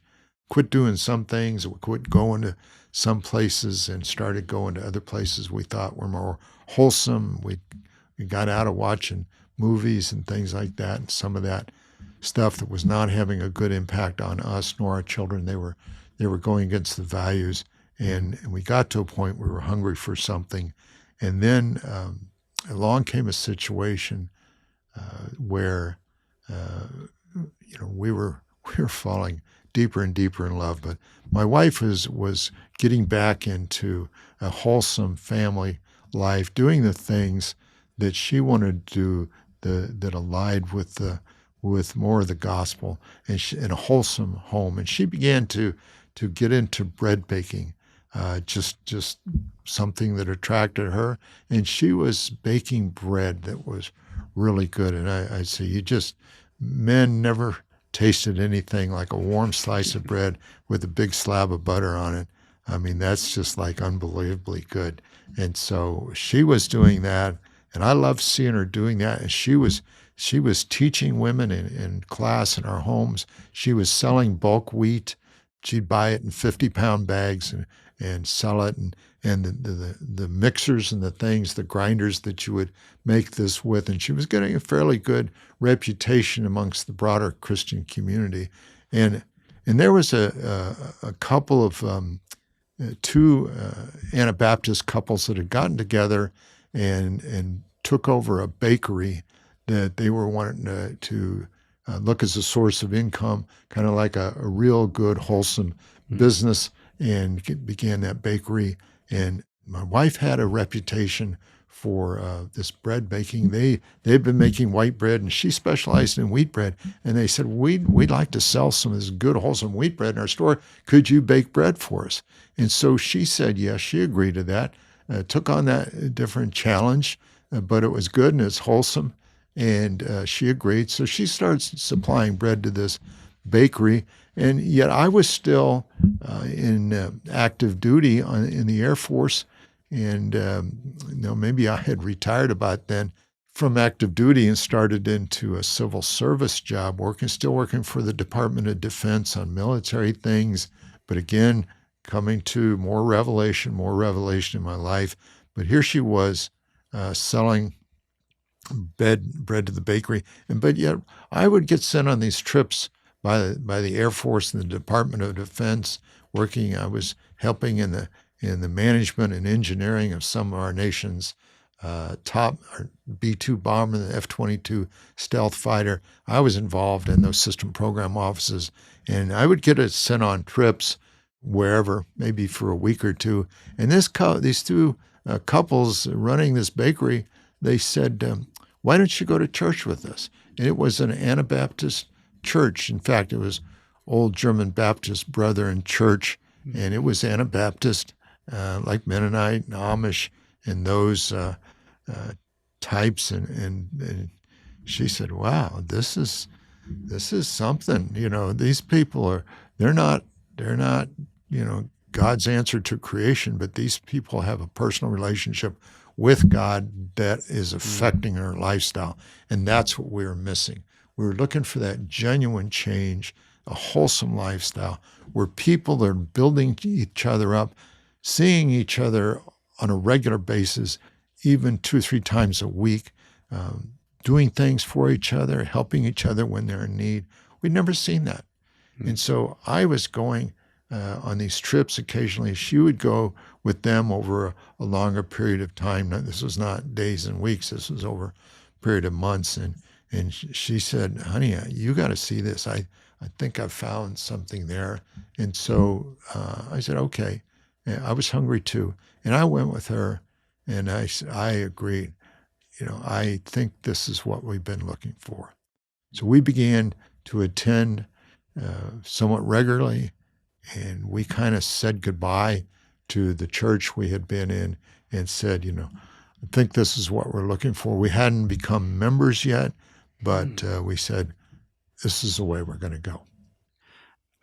I mean, my head is spinning a little bit, though, because this is so different from the life you had had. And like you said before, I mean, this didn't happen overnight. Obviously, there's a lot of steps in this process. But as a former officer in the Air Force and done a lot of things in the Air Force, to join an Anabaptist group, that feels like a big jump to me. Talk to me about that. Were you resistant initially to some of this? And how long did this process take? And just kind of, give me some more on that. That was a turning point in my life. The Anabaptist, as we know, or some of us know, is nonresistance, which means we don't go to war. We don't take up arms against people Generally we don't own guns, maybe hunting rifle or something, but we don't believe in killing it. And we believe in God's commandments as thou shalt not kill. And even more, that we just don't want to take that as the only thing. But we began seeing something there. But I had a tough time with non-resistance here. I loved their core theology and their practices and their beliefs and the community and the fellowship. But I had this barrier. There was this wall there, and I was up against that wall, and I was facing it, and I didn't know what to do. I didn't know where I was at that point. I knew what I wanted, but I knew I had to get through this because I said, the Bible says, turn the other cheek. I said, if you slap me on one cheek, I'll slap you twice as hard back on the other cheek. I said, that's retaliation. That's what I knew. You attack our country, we're going to attack you back with more force. But yet, again, not realizing we're killing many, many people beyond warfare, and we're not. War begets war, and it's true throughout history that it just doesn't solve anything. You can't legislate morality. You can't fight your way into morality. The only morality is through the giver of morality, God himself, through Jesus Christ, as I explained. So through a set of circumstances, again, God's hand in it, I was at one of our annual meetings. We weren't members. We're in a conference of loosely associated districts, 33 throughout the country. We have an annual meeting, maybe 1,500 would show up with that. They usually rent a Christian university during summer school, so to speak. So there's not students on the campus.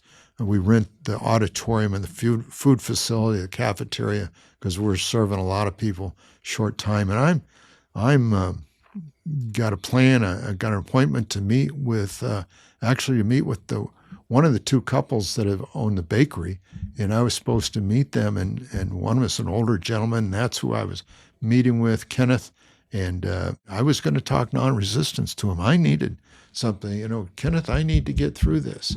And turn the other cheek did not resonate with me, and it doesn't resonate with military people, because that was inside of me. That was my characteristic, was this patriotism, doing my duty for my country, doing good for society, and actually times thinking I was doing good for God. I was his hand, but yet knowing that there was a problem here because I had these Anabaptists. So I was looking for Kenneth, and they said he had maybe collapsed and had some physical condition there, and an ambulance took him.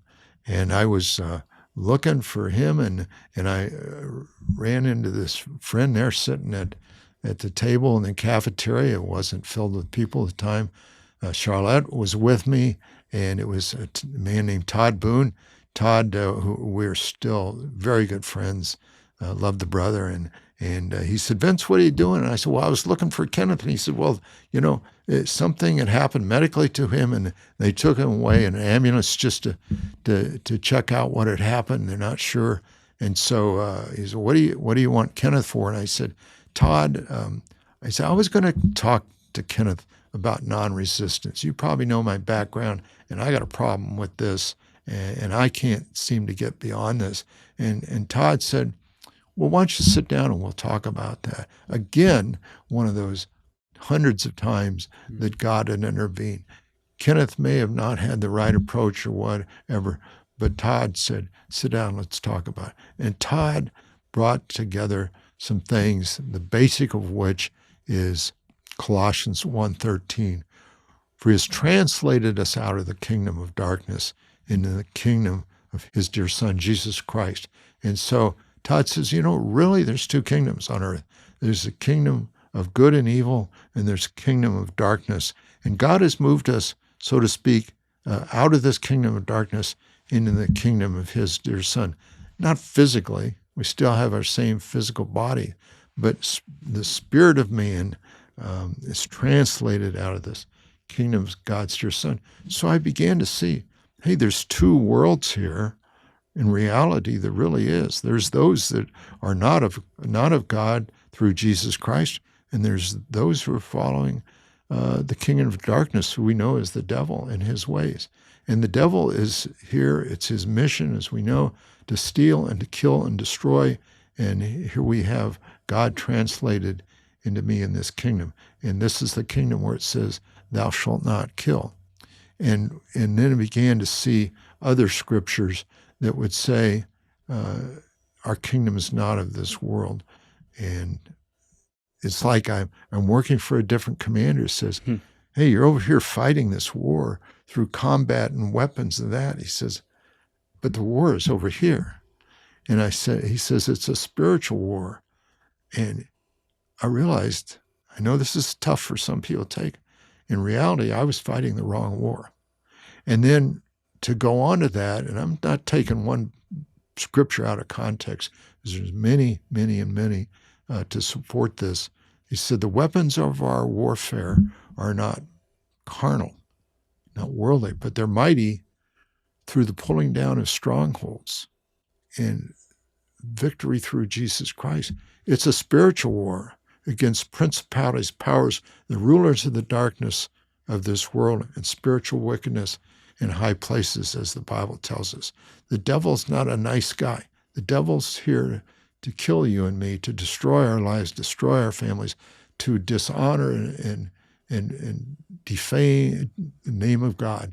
And that's what he's here for. And there's a battle, a spiritual battle raging on. It's not about going to church and living this life of doing good and hoping that you're going to have enough points for good versus the points for evil. You know, like airline miles are going to get you a free flight. This is not it. Salvation through Jesus Christ. It's a different lifestyle. Yeah, we stumble and fall sometimes, and we're not perfect, and no one is, but now we're on the right path. And Jesus said, my kingdom is not of this world. I mean, how plain can it be? He is in a different kingdom, and that's the kingdom of God's dear Son. And in Isaiah, in the Old Testament, he's referred to as the Prince of Peace, not the Prince of Killing, not the Prince of Destruction. Yeah, that goes on. And bad things happen to good people. But even to me, some good things and some bad things happen. But those are the things of this world. Spiritually, I'm on the track with him to a kingdom with God's dear Son in eternity, with God seated in heaven, not going this way anymore. I'm never going this way. So that's how that thing come. And I said, Todd, you have opened my eyes, and I know the Holy Spirit was there with a hand in that. And Todd gave me even more scriptures. There isn't time to go into all those, but he laid it out as Charlotte will tell you. I just don't buy into anything unless I've seen it, described, dissected it, found out what it's about, and examined it. And once I've gone into that, I grab onto it with all my might. And that's what happened here. Todd laid it out like an engineering plan on an airplane. It does this, here's the reasoning behind it, here's the strategy, and this is the whole structure of what it's about. And I said, I get it. I get it. For the first time in my life, I see it. And I was really free with a clean conscience, knowing I'm not contributing to the death of people. I'm going to support this. Death happens. And sometimes what appears to be countries are liberated. Yeah, that's at God's level. But I'm in the kingdom of God's dear Son. This is my level. I'm with him now. And he's the ruler of eternity. And he does things at the macro level I could never do. But I'm following his Son, Jesus Christ, in obedience to him. And I'm done with that other style. And patriotism, yeah, it's here and people look up to it. But my allegiance is now to Jesus Christ. And there's people that may criticize me, but if I were asked to say the Pledge of Allegiance, no, my allegiance is to God now. And I don't get on the knee like some athletes have done and try to spit in God's face. I just don't do those things. I'm not in that society anymore. I'm doing my best with my wife as well. We have 7 children now, as best as I know to do, and I've made a lot of mistakes. Trust me. And they said wisdom comes with age, and the reason is because I've learned from all those mistakes I've made. But I'm going on this path now, and I felt totally free to join this group of people who know Christ and know the fellowship of building each other up to please God, to raise godly families, not involved in the things of this world. So we do a lot of things now that are different from my entire life. We go to different places. We got rid of our TV. I don't need that garbage coming into my life. Yeah, there's some good things in there that happen. And you know, somebody might give us a teaching DVD on scriptures. Yeah, we might watch that. But we don't watch TV. We don't watch movies anymore. I don't want those Game Boys in my house and all that garbage that teaches so many children from today. We have toys that are teaching children about, just belittling death and teaching them to kill the enemy, to bash him with this kind of a tactic in their games, and to kill and that. And I know the devil loves that. And they grow up with the movies and everything they're watching to just ingrain with them that killing and destruction has no meaning. Blast away that enemy in a video game, so what? But yet, that's affecting what's in here. That's building that mentality. I don't want anything to do with that in my house. That's gone. And I won't ever have that stuff in my house. Somebody comes over and wants to bring that stuff into my house. No, you're leaving that behind. If you're going to come into my house, you're not bringing that garbage into my house. And they may think it's fine, and that's okay with them. But I'm on this different path. And we got baptized into the fellowship not long after that. That was 2011. And I've never looked back. And I tell anybody in the Anabaptist community, over and over again, both of us say, you don't know how good you got it. I've been on that side of the wall. I'm on this side of the wall. I'm never going back. And people wonder. They hear the attractive things, especially young people. Oh, they hear about all these things that maybe someone told them, maybe they saw an advertisement somewhere, and that draw is there. And so they have to face that challenge too. And we trust if we raise them in the nurture and admonition of the Lord, they're going to make those right decisions when they get to that point in their life, when they're tempted by the world to make that decision. So our life today, I ran into somebody that knew me back from those days. They said, this can't be Vince. This is not the guy we knew. Vince, what happened to you? And I got called a few months ago by a guy who flew these airplanes with me in Vietnam 50 some years ago. I met this guy, and he said, huh? No way. And I bet he was confused. Well, I tell you what, I tried to talk to him about the Lord.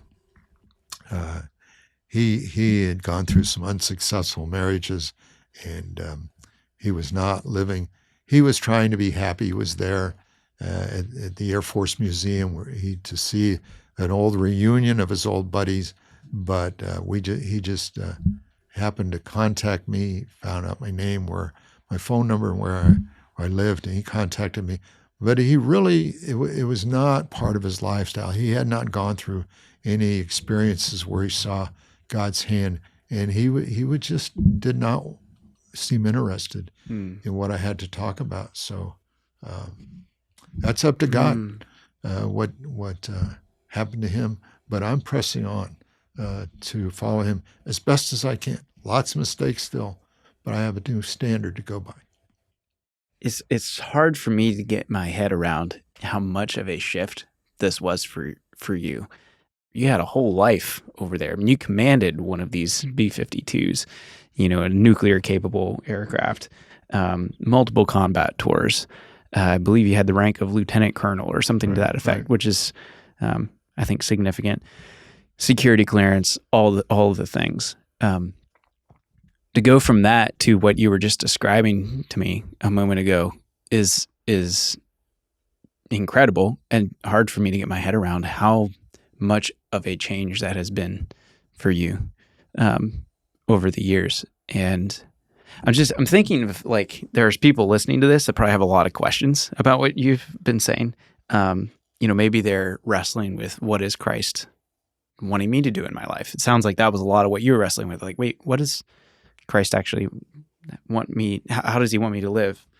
What would you say by way of encouragement to those people that are searching, especially when it's difficult or uncomfortable with what they feel Christ is calling them to? And it's like, that looks really hard.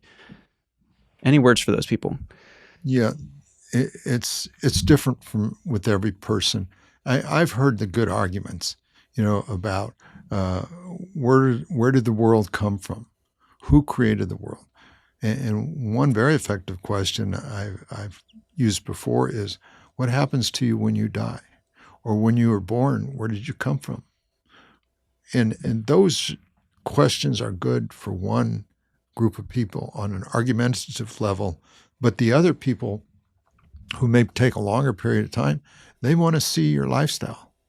Now, I know someone that this is 10 years ago. We met and for a meal, and we had 3 younger children at the time. And this person claimed to be an atheist, by the way. And she said, we took her out to a meal at really what we thought was a good restaurant. And she said, I have never, ever seen children act like this. And there's that witness. And when somebody maybe cheats you over the change you get at the store, deliberately cheats you, or as I say, non-resistance is when somebody cuts you off in traffic and you don't, try to get back at them or yell and scream and, hey, or you're in a long line waiting for something you've been waiting, like getting your driver's license, and there's 15 people ahead of you, and some guy comes in and cuts in a line. Well, non-resistance said, you did wrong, but that's not my life anymore to try to unload on you and give you the subtle little hints that I'm not happy with what you did. No, that's between me and God. And he may see that. And we've had situations like that, very real, where what we did, even a small thing, said to somebody, they're different, and might even come to us and ask us. We don't see that anymore. We don't see people holding the door for their wives anymore. Or I don't want to make anybody feel guilty, but opening the car door for my wife, walking to church, holding hands, and things of life like this, the way she's dressed, the way I dress. I don't dress in shorts anymore, and things like that. It's just, I don't think that pleases God. So they see those changes. So some may need to see months and months or years and years of thing that there's family members that'll listen more often. You may have to deal with them more. And then there's that person on the spot, and you got ready to answer them also. But I'm not going to argue you into, I don't want just to win an argument with you. I want to tell you about Jesus Christ. So maybe with my assistance, maybe after hearing from 4 or 5 different people, you begin to have the same thoughts I used to have, saying, maybe this is something I ought to look a little more deeply into. And so I think that's effective. I do go out. I do take advantage of opportunities, let's say, if they present themselves. Mm-hmm. Mm-hmm. And yet, saying things to the world, the world has its own environment, so to speak, and you totally get immersed in that, and it becomes your perspective.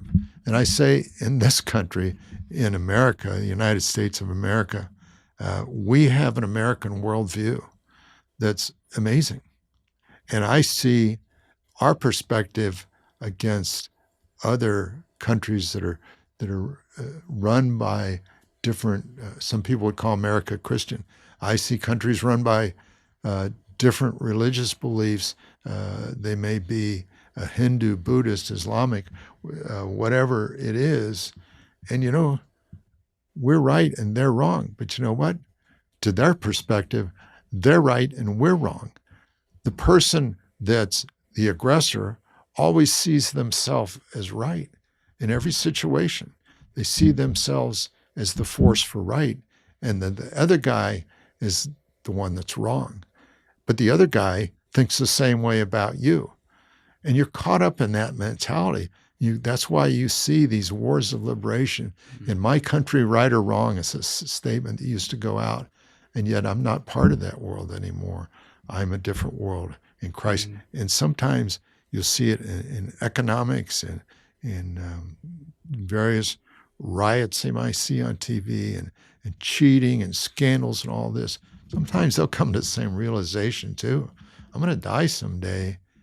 I'm beginning to realize in my older years that there's something wrong here. They may come to that conclusion. They may not, but we pray that they do. Mm-hmm. One thing that I think is incredibly interesting, another time, and I talk about God in our lives as him pulling on a thread, gently pulling all the time, never yanking that thread, but just if we'll submit to that and recognize it, like maybe I was sitting next to my bed reading that little black Bible. That's God tugging on that thread slowly. And he's not going to throw me into the fire in difficult times. There are people martyrs that's happened to, got threatened with death if they didn't recant. But yet, in my life, that God kept pulling that. And so that's the story of my life. But there's another story that's in parallel, that I was adopted and I never saw my adopted mother again.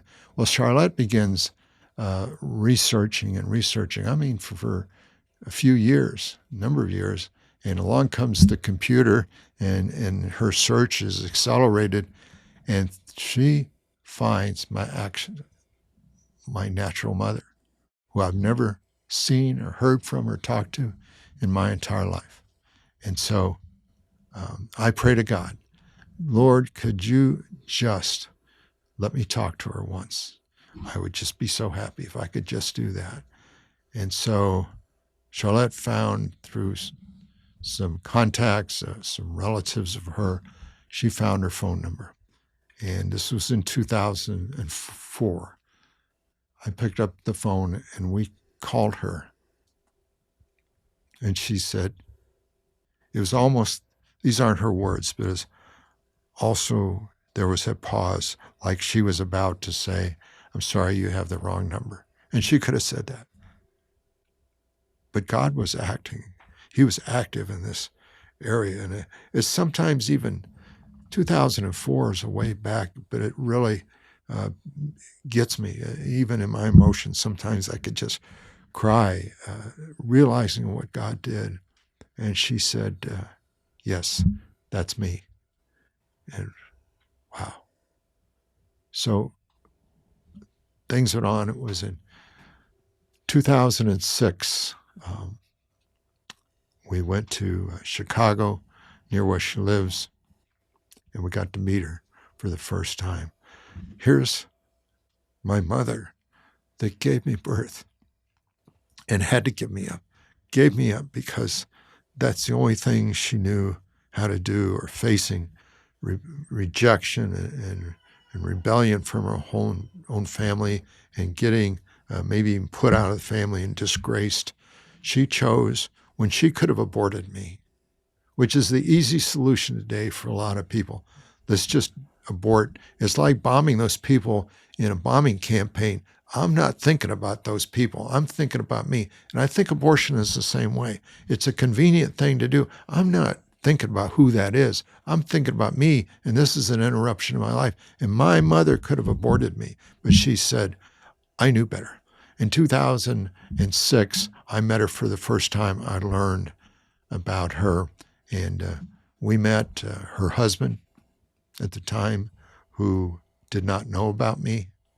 And 50-some years after this had happened, after my birth, he finds out that his wife of 50-some years had a baby before they were married. And I'm telling you, that would not be easy for any man that had been married that long to accept, to find out his wife had had a baby and never told him. And so she took us to her house to meet him. He was polite and kind, and she asked my mother asked us to stay for a family get-together, and just something inside me said no, and it was a good decision. Again, I think the Lord and wanting me to go in that direction. And we got home, and I got a very abrupt and I would, it's a tough word, but I would say a nasty letter from him, how I had ruined his life and their marriage and everything by coming and meet her. And I didn't want to go down that avenue and blame him or blame my mom or accept all this blame on myself. That's just what happened. And those are the circumstances we went through. And I said, okay, I met my mom. I got what God, I'd asked God to do, and even more. Not talking to her only, but meeting her. And so he took a copy of that letter. I don't even know why someone do that. He was not a rich man. He lived in a neighborhood in Ohio or in Chicago, suburb. Naperville was the suburb, and stucco house and rather small split level house. And he took that letter, he made a copy of it and stuck it in his file. And years later, my mother passed and he passed. And so they had children, and those children were cleaning out his things. They sold off the goods in the house, all the furniture and things. He had a lot of tools. They sold that off. A lot of bidders came in. They had an auction company get rid of that. But while they were cleaning out his house, they found a copy of this letter 10 years after he had written it. God kept that letter in that file, this carbon copy, so to speak, of that letter. Why would they have found that? How could they have found that? And I discovered I had more than just a mother that I may be related to. So I got this is 10 years later. I got a letter in the mail one day saying, it basically said, you don't know who we are, but we know who you are. I said, letters like that, usually just, toss them in the trash and be done with. But there was something that made me realize that we began to look, and you may be our brother. In fact, we think you are, and we'd like to talk to you.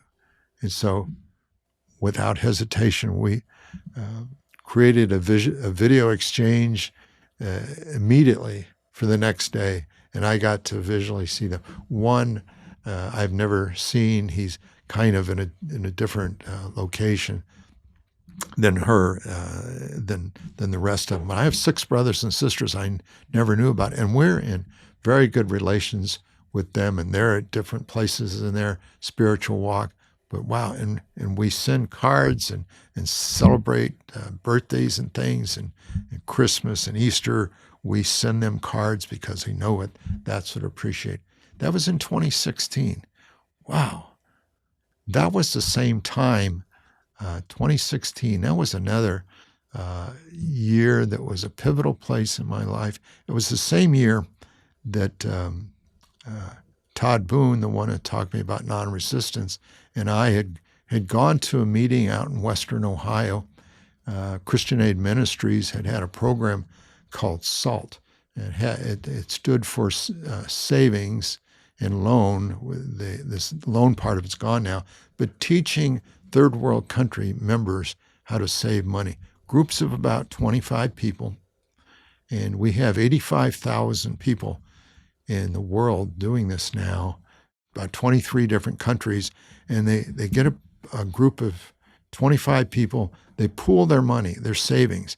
These are people that have very little, and they, as we would know it, they put their nickels and dimes into a lockbox with 3 different locks on it, and so nobody can get to it on their own individually. And one of the members in that group can borrow out of that lockbox to start a business, maybe a roadside stand, or add inventory to his little shop that he's got. But when he pays back that loan to the box, he pays interest on it. So the others in the group doing that, and now they've got some extra money, and they then distribute that to the other members of the group. In some cases, they're learning it. Let's go help somebody else with that money. And wow, that's an unexpected consequence. It's really working out for good. So that's working. Anyway, Todd and I went to hear about this teaching out in Western Ohio, just an informational meeting. And I said, yeah, I'll go. Okay. So we went out there, and I heard the message on the SALT program. That's what it was all about. And a man came up to me after that meeting, and they said, well, you've heard what's been said here, and we give you the idea of the program. Which country will you be going to? And I said, I didn't volunteer to go anywhere. But they said, oh, yeah, well, we got a group going to Haiti. Why don't you just come along and go with us? And that's the time where I learned something. It's a little bit humorous the way I put it. I said, but if you're an Anabaptist and you show up at an informational meeting, that makes you an instant volunteer for whatever they're promoting. So I said, okay, so we'll go. So first country I went to was Haiti, and then I've been to Ghana, Nigeria, Tanzania, Nicaragua in South America, Bangladesh, which is a Muslim country, India, Myanmar, which used to be Burma, and these sorts of Ukraine, and just amazing. But there's one country I visited where I had another one of those life-changing experiences. And that country, with the SALT program taking the gospel, we went to the country of Cambodia, the very country that I had dropped bombs on decades earlier. And now I'm there bringing the gospel of Jesus Christ. Oh, wow. Yeah. Wow. And what an experience. I can't even hardly get my head around this. I know. There's craters out there from decades ago that were from, not my specific bomb, from what I was doing, that there's damage still to that country. But I went and visited a couple groups after we did some training with some of their staff there that helps that program. I went to the groups and met them out in the villages and area. And there was two groups that we had time to visit. And in both of those groups of about 25 or so people, I recognized an opportunity, and I said, can I talk to these people? We're not just there observing. Can I talk with these people? And I said, this happened to your country many years ago, and I was part of that. And I said, it's probably a third of the people there that didn't even know what I was talking about, but the rest of them did. I said, would you forgive me for what I did to your country? And without hesitation, she says, yes, we'll forgive you for that. Because some of those may have been their grandparents. Wow. and families that don't exist or lost family members at time. And they said, we'll forgive you. And in one place, there was this man there who was in shorts, dark-skinned man, and he did not have a left leg. In fact, he just had a stump of a left arm, and his left eye was put out. He had stepped on a landmine in the ground 20 years after that war was over. There's bombs today, and we're 50 some years later or more, and there's bombs that are still active. And some of these airplanes drop these bombs. They're like the size of a softball, and they have these blades inside of them. That ball is designed to spin, and as it's dropped from the airplane, it spins, and these little blades come out that prevent that. It's an explosive anti-personnel bomb made to kill or maim people.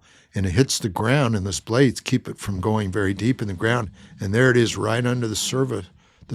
And there's hundreds of thousands of them today, especially in Cambodia. And they're still active, and they'll be active for decades to come, perhaps, before they really decay away and become inactive. 20 years after the Vietnam War and my bombing in Cambodia, this guy stepped on one of those and it blew basically the left side of his body off. And I went over and I saw the opportunity. I hugged that man just for a moment. And I knew there was something happened there that was gone. All that was gone. Yeah, it's a memory today. But this is a new life. These people have needs. They need the gospel. I know the gospel, so rather than raining death from the skies, here I was bringing the life-giving word of Jesus Christ to these people. What a story of, I love the illustration of God pulling those threads in life and that guidance that you've been sensing all through this story. I've been picking up those pieces as we go along, and there's really something to that. And I'm hoping people listening to this will take note of those moments in their own lives too. It's like, wait, where is God guiding me here? Like, what are those pieces that are being pulled on? What does Christ want me to do in my life? And I have a feeling some of the things you said today, some people might disagree with and say, oh, this non-resistance thing, I'm not so sure about that, but I think you gave them a lot to think about today. And I really appreciate the openness and honesty that you've had today of like sharing these past things that you've gone through and those steps of forgiveness and reconciliation you were just describing in Cambodia. I think that's a significant piece. If I could, I've been impressed watching some of the things and going through life, and some wishy-washy people and some that aren't sure, and those that are really sold out for God. And I think there's a lesson there. I love to talk about lessons about that may have something about flying in them or little testimonies about that. I always revert back to, I don't always, but I love to tell airplane stories. And young people like that too. Hey, tell us another airplane story. But there's one in particular that I think has a great message to it. And it has to do with B-52. Again, 500,000 pounds, 8 jet engines, tremendous amount of thrust coming out from them. There was a situation where I was a brand new aircraft commander. I'd been a co-pilot, a right seater, they call them, and I became the aircraft commander. And your first 5 flights as a brand new aircraft commander, this is the one that's in charge. This is the decision maker. If anything happens on this airplane, on the ground or in the air, you're the final decider, the decision maker on what happens.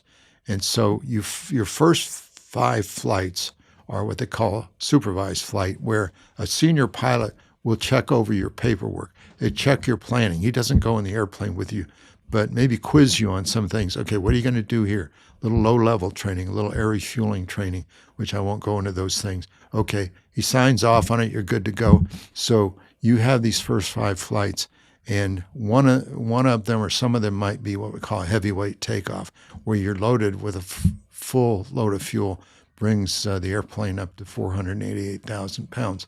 And this one particular day, I was on my second flight as a brand new aircraft commander, and we'd gone through all the pre-flight planning the day before, went out pre-flight of the airplane, do all the walk-around checks that a pilot would do, mostly cosmetic checks, mostly you depend on the maintenance guys to have done the real work, inspecting this airplane, knowing it's ready for flight, and the fuel guys have filled it with fuel, and that's been double checked, and so it's almost for show. That the pilot walks around, yeah, that's good, even knowing it's someone else's right. And I went through all that, and we loaded the crew on there, and we had our mission laid out before us, and so we got called the control tower for permission to taxi. We taxied out to the end of the runway, did our last-minute checks, and we called the control tower and got clearance to take off. And this is what I think is the most amazing thing about flying an airplane like this. Yes, it's a combat airplane. Yes, it's been used to kill people, but I'm talking about if you can think of this as an airplane, and that's what it is. But to pull out on that runway, it's got 8 throttles clustered together, and there's no other word than I use but exhilarating. That's an experience that every time I did that, many, many flights, that feeling of that power and that thrust. And you you get that moving down the runway. A typical runway for a B-52 needs to be about 12,000 feet long. Our runway in this particular was 12,500 feet long. That's 5,280 feet in a mile. That's over 2 miles long. It's not that it takes that much to take off in. It's that once you get going so fast, if you see something wrong and there's the need to stop, you can't stop after a certain point. You need all that extra runway to get you stopped before you were to run off the end of the runway. And so there's a point during the takeoff, especially a heavy takeoff, where you got to decide, is everything good enough? Are the engines performing? Are we accelerating? And there's checks that are done for that. Accelerations, you got 1,000-foot markers going down the runway. The whole crew is silent, but there's, you might say there's stopwatches going. It's not like that, but everybody's aware of the point that this point called refusal speed is coming up. It's the last point of which you can refuse the takeoff, as you call it, or abort the takeoff, stop the takeoff, and then pull the throttles back as quick as you can, get on the brakes. The airplane has a 28-foot drag chute that pops out the back if it were to work, and you count on it. You plan for it, maybe it doesn't work. That's everything it can to get this 500,000-pound airplane stopped. But that point is the refusal speed. You got to decide in an instant, the aircraft commander. It's a normal thing. It's a critical point, seldom used, but it is necessary.